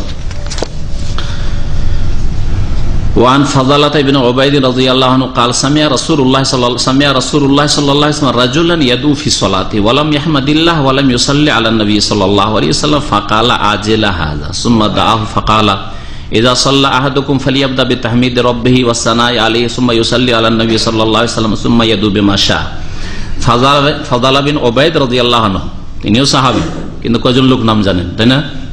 ফাযালাহ বিন উবাইদ রাদিয়াল্লাহু তাআলা আনহু থেকে বর্ণিত, তিনি বলছেন যে রাসূলুল্লাহ সাল্লাল্লাহু আলাইহি ওয়াসাল্লাম একবার শুনলেন এক ব্যক্তিকে নামাজের মধ্যে দোয়া করতে, ইয়াদু ফি সালাতি, সালাতের মধ্যে দোয়া করতে, কিন্তু নামাজ পড়লেন এত দ্রুত, ওয়ালাম ইয়াহমাদিল্লাহ, আল্লাহর প্রশংসা করলেন না, ওয়ালাম ইউসাল্লি আলা নবী সাল্লাল্লাহু আলাইহি ওয়াসাল্লামের উপর সালাত পেশ করলেন না, মানে দুরুদ পড়লেন না। তাহলে এই লোকটি আত্তাহিয়াত পড়েনি, দুরুদ পড়েনি, আল্লাহুম্মা সাল্লি আলা মুহাম্মদ পড়েনি।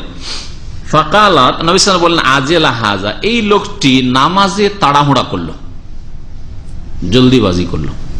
সুম্মা দাহু, তারপরে লোকটিকে ডাকলেন, ফাকালা, আর বললেন ইযা সাল্লা আহাদুকুম, তোমাদের যে কেউ যখন নামাজ পড়বে, ফালিয়াবদা বিতাহমিদ রাব্বিহি, যেন শুরু করে তার রবের প্রশংসা দিয়ে, সূরা ফাতিহা দিয়ে।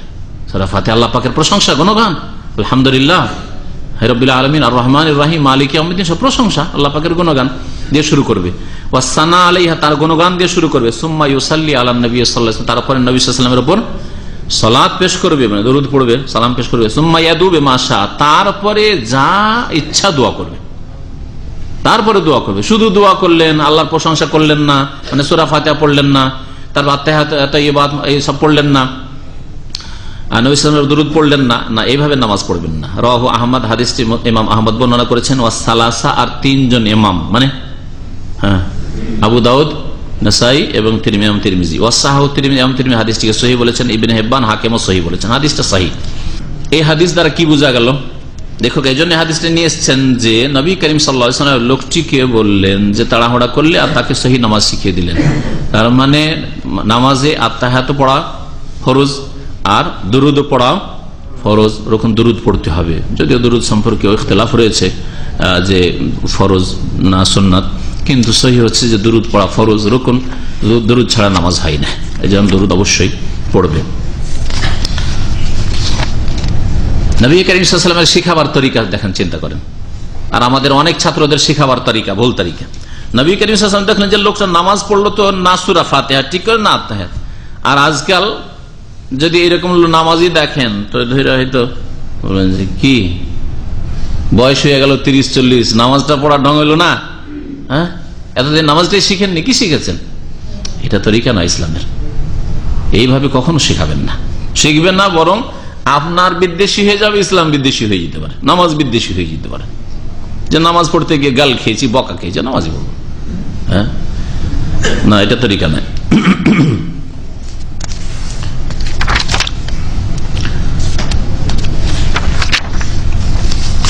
এখন আসেন দুরুদের দিকে, দুরুদ ইব্রাহিম বা সালাত ইব্রাহিম। ওয়া নবী মাসউদ রাদিয়াল্লাহু আনহু قال قال بشير بن سعد يا رسول الله امرنا الله ان نصلي عليك فكيف نصلي عليه فسكت ثم قال قولوا اللهم صل على محمد وعلى ال محمد كما صليت على ابراهيم ওয়ালা আলি ওয়াবারিক আলা মুহাম্মদ ওয়ালা আলি ইব্রাহিম সংক্ষেপ করে দিয়েছে এখানে, কিন্তু অন্য রিওয়ায়াতে আছে ওয়ালা আলি ইব্রাহিম ইন্নাকা হামিদুম মাজিদ। ওয়াবারিক আলা মুহাম্মদ ওয়ালা আলি মুহাম্মদ কামা বারাকতা আলা ইব্রাহিম ফিল আলামিন ইন্নাকা হামিদুম মাজিদ ওয়াসসালামু কামা আলিমতুম, রাওয়াহু মুসলিম। দুরুদ সালাতে ইব্রাহিমেরও শব্দের কিছু পার্থক্য আছে, সুতরাং যে কোনো একটা এই ক্ষেত্রে পড়লেও যথেষ্ট। ওয়াজাদ ইবনে খুজাইমা ফিহি ফাকাইফা নুসাল্লি আলাইক ইযা নাহনু সাল্লাইনা আলাইকা ফি সালাতিনা। হাদিসের তরজমা ব্যাখ্যা শুনেন। আবু মাসউদ রাদিয়াল্লাহু তাআলা আনহু বর্ণনা করছেন, তিনি বলছেন যে কালা বাশির ইবনে সাদ, একদিন বাশির বিন সাদ সাহাবী বললেন, ইয়া রাসূলুল্লাহ, হে আল্লাহর রাসূল, আমারান আল্লাহ আন নুসাল্লি আলাইক, আল্লাহ পাক আমাদেরকে নির্দেশ দিয়েছেন যে আপনার উপর যেন আমরা সালাত পেশ করি, আপনার উপর আমরা কি পেশ করি? সালাত বা দুরূদ পেশ করি। ফাকাইফা নুসাল্লি আলাইক, তাহলে আল্লাহ যে হুকুম করলেন কেমন করে আমরা এই সালাত পেশ করব, দুরূদ পেশ করব, এর তরিকাটা কি? উদ্দেশ্য হচ্ছে যে নামাজের মধ্যে, আর আল্লাহ পাক রব্বুল আলামিনের সবচেয়ে ভালো দুরূদ হচ্ছে আপনি নামাজের ভিতরে নবীর উপর দুরূদ পেশ করবেন। হ্যাঁ, নামাজের বাইরে শুধু নয়, নামাজের ভিতরে আপনি নবী করিম সাল্লাল্লাহু আলাইহি সাল্লামের উপর সালাত দুরূদ না পেশ করলে আপনার নামাজ হচ্ছে না। তাহলে নবী করিম সাল্লাল্লাহু আলাইহি সাল্লামকে আল্লাহ পাক কত বড় মর্যাদা দিয়েছেন। বিদআতপন্থীরা মনে করে যে যারা নবীকে আলেমুল গায়ব বললো না, হাজির নাজির বললো না, নবীকে নূরের পয়দা বললো না, নবী হায়াতুন নবী বললো না, তারা নবীর মানহানি করে, অথচ ওরা অতিরঞ্জন করে গোমরা হয়েছে। আর আমরা সত্যিকার অর্থে নবীর মর্যাদা দিয়ে থাকি। নবীর কত বড় মর্যাদা যে সালাতের মধ্যে যে নবীর ওপর দুরূদ না পেশ করেন তাহলে আপনার নামাজ হবে না। জি, সবচেয়ে উত্তম দুরূদ হচ্ছে নামাজের মধ্যে আপনি আল্লাহ পাকের কাছে দোয়া করছেন নবীর জন্য। সালাত পেশ করা মানে দোয়া করা নবীর জন্য। তো আয়াত নাযিল হয়েছিল, আয়াত কে বলতে পারেন? ইন্নাল্লাহা ওয়া মালাইকাতাহু ইউসাল্লুনা আলান নবী, নিশ্চয় আল্লাহ পাক রহমত নাযিল করেন নবীর উপর, আর ফেরেশতারা রহমতের দোয়া করেন নবীর জন্য। তাহলে আল্লাহ পাক রহমত নাযিল করেন কারণ তিনি রহমত নাযিল করার মালিক। ফেরেশতারা রহমতের মালিক নন, সেজন্য ফেরেশতারা রহমতের দোয়া করেন। সুতরাং কি করো তোমরা? ইয়া আইয়ুহাল্লাযীনা আমানু, হে মুমিনরা, সাল্লু আলাইহি ওয়া সাল্লিমু তাসলিমা, তার প্রতি তোমরা সালাত পেশ করো আর সালাম পেশ করো, যথাযথ সালাম পেশ করো। এই দুরূদ শিখাবার আগে নবী করিম সাল্লাল্লাহু আলাইহি ওয়াসাল্লাম সাহাবায়ে কেরামদেরকে সালাম শিখিয়ে দিয়েছিলেন, মানে আত্তাহিয়াত শিখিয়ে দিয়েছিলেন। আর আত্তাহিয়াতে তো নবী সাল্লাল্লাহু আলাইহি ওয়াসাল্লামের উপর সালামের তরিকা শেখানো হয়েছে, না হয়নি? কোনখানে, কোন বাক্যে? আসসালামু আলাইকা আইয়ুহান নবী ওয়া রাহমাতুল্লাহি ওয়া বারাকাতুহু। আল্লাহ সালাম পেশ করতে বলেছেন। দেখেন, সব সময় শব্দ দিয়ে বোঝা যায় না, ওটা আল্লাহর পক্ষ থেকে, রাসূলের পক্ষ থেকে তার বিশ্লেষণ হইতে হবে। আল্লাহ বলছেন সাল্লিমু তাসলিমা, যথাযথ সালাম পেশ করো। যথাযথ সালাম যদি কেউ বলে আসসালামু আলাইকা আইয়ুহান নবী, না, কি শিখিয়েছেন রাসূলুল্লাহ সাল্লাল্লাহু আলাইহি ওয়াসাল্লাম? ওয়া রাহমাতুল্লাহ শিখিয়েছেন আর ওয়া বারাকাতুহু শিখিয়েছেন। তাহলে বোঝা গেল যে কোরআন এবং হাদিসের ব্যাখ্যা নবী করিম সাল্লাল্লাহু আলাইহি ওয়াসাল্লাম যেভাবে করেছেন, সাহাবায়ে কেরাম যেভাবে বুঝেছেন, সেইভাবে বুঝতে হবে আপনাকে, স্বাধীনভাবে বুঝবেন। আল্লাহ তো কোরআনে শুধু সাল্লেমু বলেছেন, সালাম পেশ করো, সুতরাং আসসালামু আলাইকা আইয়ুহান নবী বলবো, রাহমাতুল্লাহ বারাকাতুহু বলবো না, চলবে? চলবে না। এটা এই জন্য বলছি যে অনেকে কোরআন এবং হাদিস ইসলামকে স্বাধীনভাবে বুঝতে চায়, একেবারে উপেক্ষা করে দিল সাহাবায়ে কেরামদের দৃষ্টিভঙ্গি কি ছিল, তাবেঈনদের দৃষ্টিভঙ্গি কি ছিল, তাবেঈন স্বর্ণযুগে এই আয়াত এবং হাদিসের ব্যাখ্যা কিভাবে বুঝতো, একেবারে উপেক্ষা করেছে, যার ফলে শিরক বিদআতে লিপ্ত হয়েছে। আয়াতের অপব্যাখ্যা করে সাহাবারা কল্পনা করেননি যে আয়াতের এইরকম অপব্যাখ্যা হইতে পারে, শিরক বিদআতে লিপ্ত হয়েছে, কোরআনের অপব্যাখ্যা করে শিরক বিদআত প্রচার করছে। ফতোয়ার ক্ষেত্রে অনেকে স্বাধীনভাবে ফতোয়া দিতে গিয়ে, আরে নবী সাল্লাল্লাহু আলাইহি ওয়াসাল্লাম সাহাবায়ে কেরামের জামানায় এরকম কোন সাহাবী ফতোয়া দিয়েছেন কিনা, তাবেঈন তাবেঈন জামানায় এরকম ফতোয়া দিয়েছেন কিনা, দেখা দেখি না, দিল একটা ফতোয়া, আর দেখা গেল যে সেই ফতোয়াতে 1400 বছরের ইজমার উল্টাই করে দিয়েছে ফতোয়া।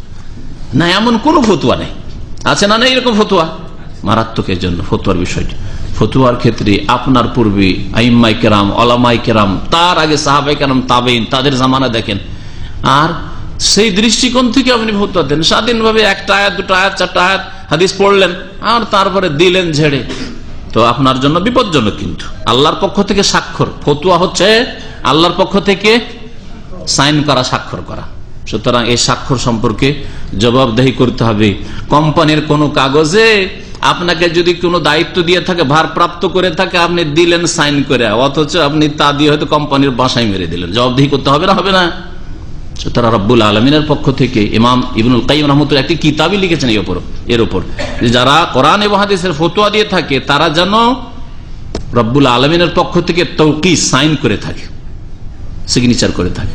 তারা চিন্তা করে নিতে হবে যে আসলে কি এটা কোরআন এবং হাদিস, আসলে কি সাহাবায়ে কেরাম, তাবেইন, তাবা তাবেইন, খোলাফায়ে রাশিদিন এইভাবে দ্বীন ইসলামটাকে বুঝেছিলেন? এই ফতোয়াটা ছিল সেই যুগে না ছিল না? নতুন কথা নিয়ে চলে আসলেন। আর যতগুলি শিরক বিদআতি আকীদা মুসলিম সমাজে ছড়িয়েছে এই স্বর্ণ যুগের পরে ছড়িয়েছে। একটু চিন্তা করে দেখুন সুফিবাদ সম্পর্কে, পীরতন্ত্র সম্পর্কে একটু চিন্তা করুন তো দেখি। এই সুফিবাদ কি সাহাবায়ে কেরামের জামানায় ছিল? তাবেইনদের জামানায় ছিল? তাবা তাবেইনের জামানায় ছিল? কখনো ছিল না। এই বিদআতি জিকির আজকার ছিল? কখনো ছিল না। তাহলে এইভাবে যখন চিন্তা করবেন আপনি শিরক বিদআত মুক্ত হইতে পারবেন, তখনই বুঝতে পারবেন যে সঠিক ইসলাম কোনটা। বলছেন ইয়া রাসূলুল্লাহ, আল্লাহ পাক আমাদেরকে নির্দেশ দিয়েছেন যে আপনার উপর যেন সালাত পেশ করি। ফাকাইফা নুসাল্লি আলাইহি, কেমন করে সালাত পেশ করব? ফাসাকাতা, নবী সাল্লাল্লাহু আলাইহি ওয়াসাল্লাম নীরব থাকলেন। যখন নবী সাল্লাল্লাহু আলাইহি ওয়াসাল্লাম চুপ হয়ে গেলেন, সাহাবায়ে কেরামরা খুব অপছন্দ করলেন যে এই লোকটা এরকম প্রশ্ন করলো কেন, এমন প্রশ্ন করলো যে নবী সাল্লাল্লাহু আলাইহি ওয়াসাল্লাম চুপ হয়ে গেলেন, মানে অপছন্দ করলেন। হয়তো নবীকে কষ্ট লাগলে আমাদেরকে কষ্ট হবে, কেন এই কাজ করলো সে? অনেকে এইরকম চিন্তা ভাবনা শুরু করেছিল। আর নবী সাল্লাল্লাহু আলাইহি ওয়াসাল্লাম ওহীর অপেক্ষায় ছিলেন। আমা ইয়ানতিকু আনিল হাওয়া, নিজের পক্ষ থেকে কখনো কোনো কথা বলছেন না। দুরূদ শিখাচ্ছেন নিজের পক্ষ থেকে না, ওহীর ইন্তজারে। এই জন্য চুপ হয়ে গেলেন। ওহী যখন নাযিল হয়ে গেল, সুম্মা কালা, তারপরে বললেন কুলু, তোমরা বলো, আল্লাহুম্মা সাল্লি আলা মুহাম্মদ, হে আল্লাহ রহমত বর্ষণ করো মুহাম্মদ সাল্লাল্লাহু আলাইহি সাল্লামের উপর। সালাতের একটি অর্থ এটাই, জনসাধারণের বুঝার ক্ষেত্রে এইটাই সুবিধা। তবে প্রখ্যাত তাবেঈ আবুল আলিয়া রাহমাতুল্লাহ আলাইহি তিনি বলেছেন যে সালাতের অর্থ হচ্ছে আল্লাহ পাক রব্বুল আলামিনের ফেরেশতাদের মাঝে, তার আরশ আজিমের পাশে যে নিকটবর্তী ফেরেশতারা রয়েছেন তাদের সামনে নবী সাল্লাল্লাহু আলাইহি ওয়াসাল্লামের গুণগান করা, মানে গুণগুলি তুলে ধরা, নবী সাল্লাল্লাহু আলাইহি ওয়াসাল্লামের প্রশংসামূলক আলোচনা করা। আরো সহজ ভাষায় বুঝতে গেলে আল্লাহ পাক রব্বুল আলামিন যেন নবী করিম সাল্লাল্লাহু আলাইহি সাল্লাম সম্পর্কে তার প্রশংসামূলক ভালো গুণগুলি, আর সবগুলি ভালো গুণ নবী সাল্লাল্লাহু আলাইহি সাল্লামের গুণগুলি তুলে ধরছেন, এটা হচ্ছে সালাত। তো আল্লাহ পাক ইন্নাল্লাহা, আল্লাহ পাক সালাত করেন মানে আল্লাহ পাক নবী সাল্লাল্লাহু আলাইহি সাল্লামের গুণগুলি ফেরেশতাদের সামনে তুলে ধরেন যে তোমরাই তো বলছিলে গো, হ্যাঁ, যে আদমকে তৈরি করতে হবে না, আদমকে সৃষ্টি করতে হবে না, মুহাম্মদ সাল্লাল্লাহু আলাইহি ওয়াসাল্লাম দেখো রাহমাতুল লিল আলামিন, মুহাম্মদ সাল্লাল্লাহু আলাইহি ওয়াসাল্লামের এই গুণগুলি দেখো, মুহাম্মদ সাল্লাল্লাহু আলাইহি ওয়াসাল্লামের এই কাজগুলি দেখো, তার উম্মতের এই কাজ দেখো, তার সাহাবীদের এই কাজ দেখো। এটা একটা অর্থ। আর আরেকটা অর্থ হচ্ছে সালাত মানে রহমত, সেটাই প্রসিদ্ধ। আমাদের কোন এক ভাই তার বাংলা একটা বই অনুবাদ করতে গিয়ে এই অর্থটা করতে গিয়ে অনেক মানুষকে বিব্রত করে ফেলেছে। এসে কয়েকজন এসে জিজ্ঞাসা করলে যে এইরকম আল্লাহ পাক রব্বুল আলামিন নবীর গুণগান করেন, এই কথাটা বললে মানুষ ভুল বুঝে নেবে যে আল্লাহ নবীর গুণগান করে, তাই না? বিশেষ করে বিদআতীরা এই ধরনের বাড়াবাড়ি তো করে, বাড়াবাড়ি শব্দ তাদের মধ্যে রয়েছে। এই জন্য খুব সতর্ক, যখন আমরা আরবি থেকে বাংলায় অনুবাদ করব খুব সতর্ক ভাবে, এই জন্য আপনারা ব্যাখ্যা করে বুঝলাম। গুণগুলি আল্লাহ পাক রব্বুল আলামিন ফেরেশতাদের সামনে তুলে ধরেন, প্রশংসামূলক কথাবার্তা তুলে ধরেন, এটা আদবের সাথে আল্লাহর আদব ঠিক থাকলো। আর যদি আল্লাহ পাক নবীর গুণগান করে তো আল্লাহর সামনে বেয়াদবি হয় না শব্দটা? হ্যাঁ, তো এইভাবে অর্থ করা যাবে না। সেই জন্য আল্লাহ পাক মাবুদ আর নবী আবদ বান্দা, সুতরাং এই আদব সবসময় খেয়াল থাকতে হবে। আল্লাহুম্মা সাল্লি আলা মুহাম্মদ, হে আল্লাহ রহমত বর্ষণ করো মুহাম্মদ সাল্লাল্লাহু আলাইহি ওয়াসাল্লামের উপর, ওয়া আলা আলে মুহাম্মদ, মুহাম্মদ সাল্লাল্লাহু আলাইহি ওয়াসাল্লামের বংশধরের উপর, বংশধর যারা মুমিন মুমিনাত, আবু লাহাবের উপর নয় আর আবু তালেবের উপর নয়, যারা কাফের হয়ে মারা গেছে, শিরকের অবস্থায় মারা গেছে তাদের উপর নয়। মুহাম্মদ সাল্লাল্লাহু আলাইহি ওয়াসাল্লাম বংশধর, তার বিবিগণ এবং তার বংশধর যারা মুমিন মুমিনাত, আলী রাদিয়াল্লাহু তাআলার বংশ, জাফরের বংশ ইত্যাদি যারা মুমিন হয়েছে।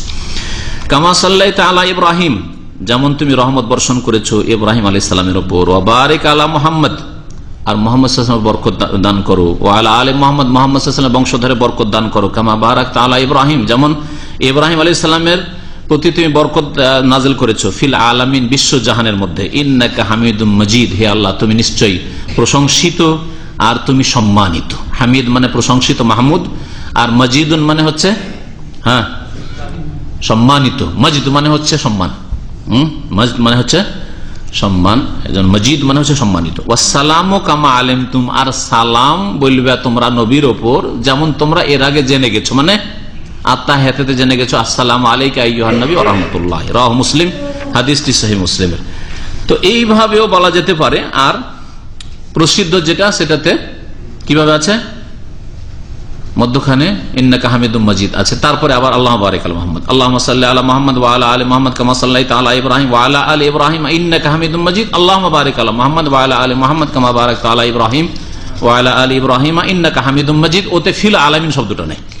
তো যে কোনো ভাবে যেগুলি হাদিসে বর্ণিত হয়েছে আত্তাহিয়াত বা দুরুদ পড়া যেতে পারে। ওয়াজাদা ইবনে খুজাইমা ফি, ইমাম ইবনে খুজাইমা মুহাদ্দিস তার হাদিসের কিতাবে আরো অতিরিক্ত বর্ণনা করেছেন, ফাকাইফা নুসাল্লি আলাইক, সাহাবী বললেন যে আমরা কেমন করে আপনার উপর দুরুদ পেশ করব, এজা নাহানু সাল্লাইনা আলাইকা ফি সালাতিনা, যখন আমরা আমাদের নামাজের ভিতরে আপনার উপর সালাত পেশ করব। নামাজের ভিতরে যখন দুরুদ পেশ করব তখন কেমন দুরুদ হবে? তাহলে নামাজের ভিতরে দুরুদ হচ্ছে এরকম, এই হাদিস দ্বারা প্রমাণিত হয়। আর নবী করিম সাল্লাল্লাহু আলাইহি ওয়াসাল্লামের যখন যখন নাম আসবে তখন সাহাবায়ে কেরামের জামানা থেকেই চলে আসছে এই সুন্নত। মুহাদ্দিসিনে কেরামরা প্রত্যেকটি হাদিসে কালা রাসূলুল্লাহর সাথে কি লিখেছেন, সাল্লাল্লাহু আলাইহি ওয়াসাল্লাম লিখেছেন। শুধু বলার উপর ক্ষান্ত করেননি। কালির অভাব ছিল, কাগজের অভাব ছিল, সবকিছুর অভাব ছিল, তারপরেও তারা প্রত্যেকটি হাদিসে সাল্লাল্লাহু আলাইহি ওয়াসাল্লাম লিখেছেন। এটা হচ্ছে সুন্নতি তরিকা। আর এইটা তরিকা নয় যে সদ লিখলেন, দ বাংলায় লিখলে দ লিখে দিলেন, দন্ত স লিখে দিলেন, না, এটা তরিকা না। এতে আপনি কোনো নেকি পেলেন না।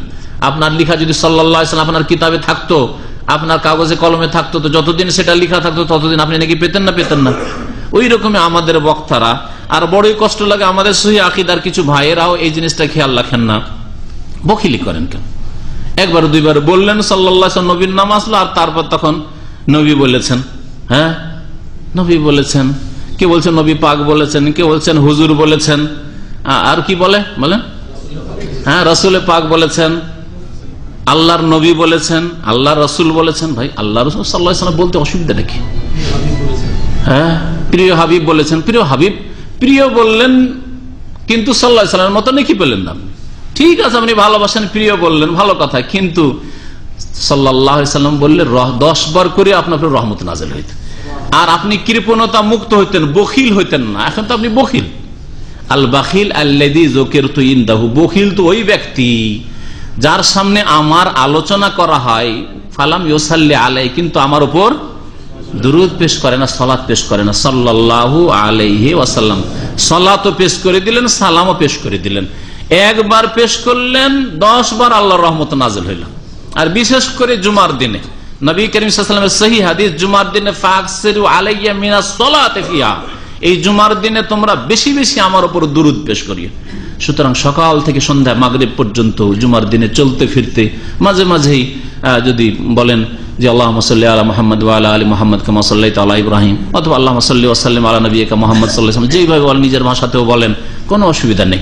বাস ওই বিদাতি দুরূদগুলি পড়বেন না, গদ বাঁধা যে বিদাতি দুরূদ, দুরুদে মাহি, দুরুদে তোনাজিনা, দুরুদে লাখি, আর কি দুরুদে তাজ, এই ধরনের যে দুরুদে হাবিব নাকি দোয়া হাবিব, এই যে যতগুলি এইরকম গদ বাঁধা ওয়াজিফার কিতাবে দুরুদ আছে, এগুলো সব বিদাতি দুরুদ। এই দুরুদগুলি কোথাও কোনো হাদিসে নেই। আর এই দুরুদগুলিতে নবী সাল্লাল্লাহু আলাইহি ওয়াসাল্লামের সুন্নতি দুরুদকে আলোহীন করে দিয়েছে। কি বুঝলেন? এই বিদাতি দুরুদ পড়ে, সুন্নতি দুরুদ তারা পড়ে একমাত্র নামাজের মধ্যে ছাড়া। জিন্দেগিতে মনে হয় দুরুদে ইব্রাহিম, হাদিস সহিহ মুসলিমের দুরুদ পড়া তৌফিক হয় না তাদের। দুরুদের তাজনি আর তোনাজিনা আর মাহি নিয়ে ব্যস্ত। আর তারপরে সেই গদ বাঁধা দুরুদগুলির এমন এমন ফজিলত বর্ণনা করেছে যে নবী সাল্লাল্লাহু আলাইহি ওয়াসাল্লাম হয়তো কল্পনা করেননি যেগুলি ফজিলত এরকম হইতে পারে। কি বুঝলেন? দুরুদে মাহির ফজিলত, দুরুদে তাজের ফজিলত, দুরুদে তোনাজিনার ফজিলত, বালা মুসিবত দূর হবে, এই হবে, গরিব ধনী হবে, আর এই হবে, সেই হবে, জিন দূর হবে, জাদু দূর হবে। কোথায় পেলে এগুলো কথা? কোথাও নেই সব কথা, সহিহ জয়ীফ কিচ্ছু নাই। কারণ এগুলো তৈরি করা হচ্ছে এক শ্রেণীর মুরব্বীদের। বুঝতে পারছেন? সুতরাং এই বিদাতি দুরুদের পিছনে পড়বেন না, সুন্নতি দুরুদ পড়বেন। হয় দুরুদ ইব্রাহিমী যেটা হাদিসে পড়লেন, আর না হলে নবী সাল্লাল্লাহু আলাইহি ওয়াসাল্লামের নাম আসলে সাল্লাল্লাহু আলাইহি সাল্লাম বলবেন, আর না হলে নিজের ভাষায় আল্লাহুম্মা সাল্লি ওয়া সাল্লিম আলা আবদিকা ওয়া নবিয়িকা মুহাম্মদ সাল্লাল্লাহু আলাইহি ওয়াসাল্লাম বলেন, কোনো অসুবিধা নেই। বেশি বেশি নবীর প্রতি দুরূদ পেশ করেন, এটা নবী সাল্লাল্লাহু আলাইহি ওয়াসাল্লামের কয়েকটি হকের একটি হক। আপনি নবীকে ভালোবাসেন, সেই জন্য বেশি বেশি নবীর জন্য রহমতের দোয়া করেন। যেমন আপনার ছেলে মেয়েকে যত বেশি ভালোবাসবেন তত বেশি তাদের জন্য নেক দোয়া করবেন, করেন না? রাত দিন দোয়া করছেন, আল্লাহ আমার ছেলেটাকে ভালো রাখো, আল্লাহ আমার স্ত্রীকে ভালো রাখো, আল্লাহ আমার মা বাপকে ভালো রাখো। যত বেশি ভালোবাসবেন তত বেশি দোয়া করবেন। আর যত ভালোবাসা কম, বাপ মায়ের ভালোবাসা নেই, হয়তো মাসে একবার দোয়া বেরোয়, রব্বির হামকামা রব্বায়ানি সাগীরা বেরোয় না, কিন্তু ভালোবাসেন, ডেলি দোয়া করেন। আপনি ভালোবাসেন আর বাপ গুমরাহ আছে বা বাপ গুনাহ করছে, রাত দিন দোয়া করছেন বাপের হেদায়েতের জন্য, মায়ের হেদায়েতের জন্য, ঠিক না? তাহলে ভালোবাসার প্রমাণ হচ্ছে দোয়া করা।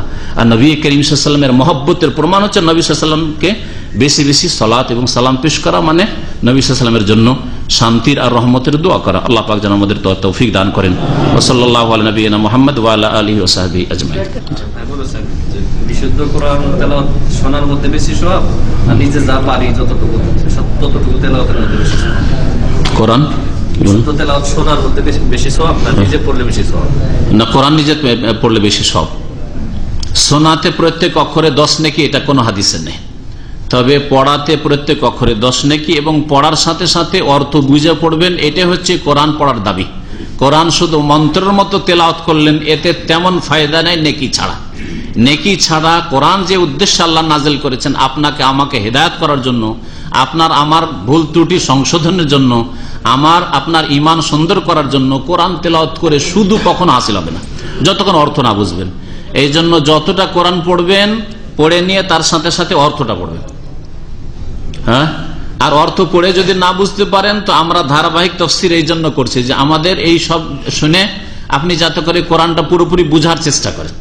যারা পড়ে বুঝতে পারবেন না তারা যেন শুনে বুঝতে, কারণ শুনে বোঝা সহজ, শুনে বোঝা সহজ। এই জন্য আলহামদুলিল্লাহ আমাদের এই পরিকল্পনা যে আমরা গোটা কোরআন কারীম আলহামদুলিল্লাহ শেষ করব, আর শেষ হয়ে গেছে। যদি আমাদের পিস টিভির আলোচনা ধরা যায় ধারাবাহিক তাফসীর, তো সেখানে 25 পারা হয়ে গেছে, আর এখানে 10 পারা, মানে 35 পারা আমাদের হয়ে গেছে। 30 হওয়ার পরে 5 পারা ডবল হয়ে আছে। আর ইনশাআল্লাহ তাআলা দাম্মাম আল্লাহ পাক যদি সহি সালামতে রাখেন আর সুস্থ রাখেন, তো এখানে বিস্তারিত পিস টিভির তাফসীরটা তো খুব সংক্ষেপে, এখানে বিস্তারিত ইনশাআল্লাহ তাআলা আমরা বাকি অংশটুকুর তাফসীর পুরা করবো। আল্লাহ যেন আমাদের তৌফিক দান করেন। আল্লাহ আমাদের সকলকে যেন, যারা এখানে হাজির হয়েছে সকলে যেন সুস্থ রাখেন আল্লাহ পাক রব্বুল আলামিন। সকলকে আল্লাহ পাক রব্বুল বালা মুসিবত থেকে যেন মুক্ত রাখেন। আরেকটা প্রশ্ন হচ্ছে, কেউ যদি গার্মেন্টসের ব্যবসায়ীদের যদি বায়ার ধরে দেয়, মানে কাস্টমার ধরে দেয়, তো যে কাস্টমার ধরে সে একটা পার্সেন্টেজ পায় সারা জীবনে, যায় যদি কাস্টমার ধরে দেয়, কোন কোম্পানিকে যদি কাস্টমার ধরে দেয় সেই জন্য তাকে পার্সেন্টেজ দেয়, তো দিতে পারে, যাচ্ছে, কোনো অসুবিধা নেই। হ্যাঁ, কোনো অসুবিধা নেই, তো রাজি হয়ে দিচ্ছে, সে সন্তুষ্ট, কাউকে ক্ষতিগ্রস্ত করছে না।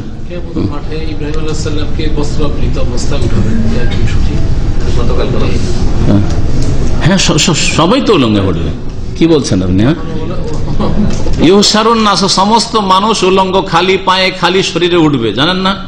আর খাতনাবিহীন উঠবে, তো প্রসিদ্ধ বুখারীর হাদিস। আউয়ালু মান ইউকসা ইব্রাহিম আলাইহিস সালাম, আর প্রথম ব্যক্তি যাকে কাপড় দেওয়া হবে তিনি হচ্ছেন ইব্রাহিম আলাইহিস সালাম। সেই হাদিস। একটা প্রশ্ন শুধু করে শোনাই, শুধু দেশের প্রেক্ষাপট না, যে কোনো ক্ষেত্রে। ভাই বলেছেন বাংলাদেশের কওমি মাদ্রাসা মসজিদের লং মার্চ মাউ সেতুম এর অনুসরণ নেটে, এর জবাবে এক আলেম পাতাই বললেন, কাফের মুশরিকের তৈরি করা কোনো কিছু যদি ইসলামের সাথে সাংঘর্ষিক না হয় তাহলে গ্রহণ করা যাবে। উদাহরণ দিলেন মাইকে আজান দেওয়ার, মাইকে আজান। অন্য আলোচনা কি বাদ দেন, ভালো লাগছে আল্লাহ, অন্য কিছু, অন্য প্রশ্ন। হ্যাঁ, তাশাহুদের সময় আঙ্গুলের দিকে নজর রাখবে। একটি হাদিসে রয়েছে, লা ইউজাউযু বাসারুহু ইশারাতাহু, নবী সাল্লাল্লাহু আলাইহি ওয়াসাল্লামের দৃষ্টি তার ইশারা থেকে অতিক্রম করতো না। তো নবী সাল্লাল্লাহু আলাইহি ওয়াসাল্লাম তাহলে ইশারার সময় আঙ্গুলের দিকে তাকাতেন। জি, আপনার রাজনৈতিক প্রশ্ন করিয়েন না, আমি রাজনীতি করি না, বুঝা গেছে? কোন রাজনীতি করি না, এই রাজনীতি, গণতন্ত্র রাজনীতি করি না, কোনটাতে বিশ্বাসী না আমি। জি, আমি খোলাফায়ে রাশিদের রাজনীতিতে বিশ্বাসী। ওই রাজনীতি আল্লাহ পাক যদি কোনোদিন নিয়ে আসে, তো প্রথম আমি বায়াত করবো সেই খলিফার। জি,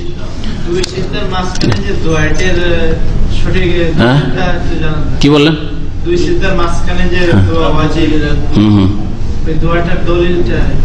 দলিলটা আশ্চর্য কথা, এর আগে ধারাবাহিক সব আলোচনা হয়ে গেছে। মাসে একদিন আসবেন আর এসে জিজ্ঞেস করবেন। এর আগে হাদিস গুজরেনি আল্লাহ মাগফিরলি ওয়ারহামনি ওয়াহদিনি ওয়াআফিনি ওয়ারযুকনি ওয়াজবুরনি, এসব হাদিস আছে রে, কিন্তু 2 সপ্তাহ আগে আছে। শেখ মুসাফি অবস্থা যদি টাকা পয়সা পাওয়া যায় রাস্তা, সেই টাকা নিজে খরচ করা যায়। কিছু বাড়াবাড়ি করে আছে, কিছু অনুমান করে যেগুলো কিছু জবাব আপনাকে দিতে হবে। আল্লাহ হেদায়েত করুন। একটু আপনি বলেন কোরআন হাদিস শিখেন, এত রাজনীতি করি না, কারণ সব বাতিল রাজনীতি। গণতন্ত্রের রাজনীতি তো ইহুদি নাসারাদের। এর আগে আমি একটা কথা বলেছি, ভালো করে রাখবেন, যে গণতন্ত্র অমুসলিমদের জন্য বরকত, কারণ ওদের কাছে ওর চাইতে ভালো কিছু নেই। আর আমাদের কাছে আলহামদুলিল্লাহ কোরআন কারীম রসুলের হাদিস মজুদ আছে। আমরা কেন গণতন্ত্র আর এতে যাবো? গণতন্ত্র, সমাজতন্ত্র আর এইসবে কেন যাবো? আমাদের কাছে তো কোরআন হাদিস তন্ত্র মজুদ আছে, বোঝা গেছে? সুতরাং এত রাজনীতি করিয়েন না, নিজের চরকায় তেল দেন। নামাজ ঠিক করতে পারি না, আমি মনে করি যে যারা এইসব প্রশ্ন করে তাদের ফজরের নামাজ ঠিক নেই, আর এর কাছে আমার প্রমাণ আছে।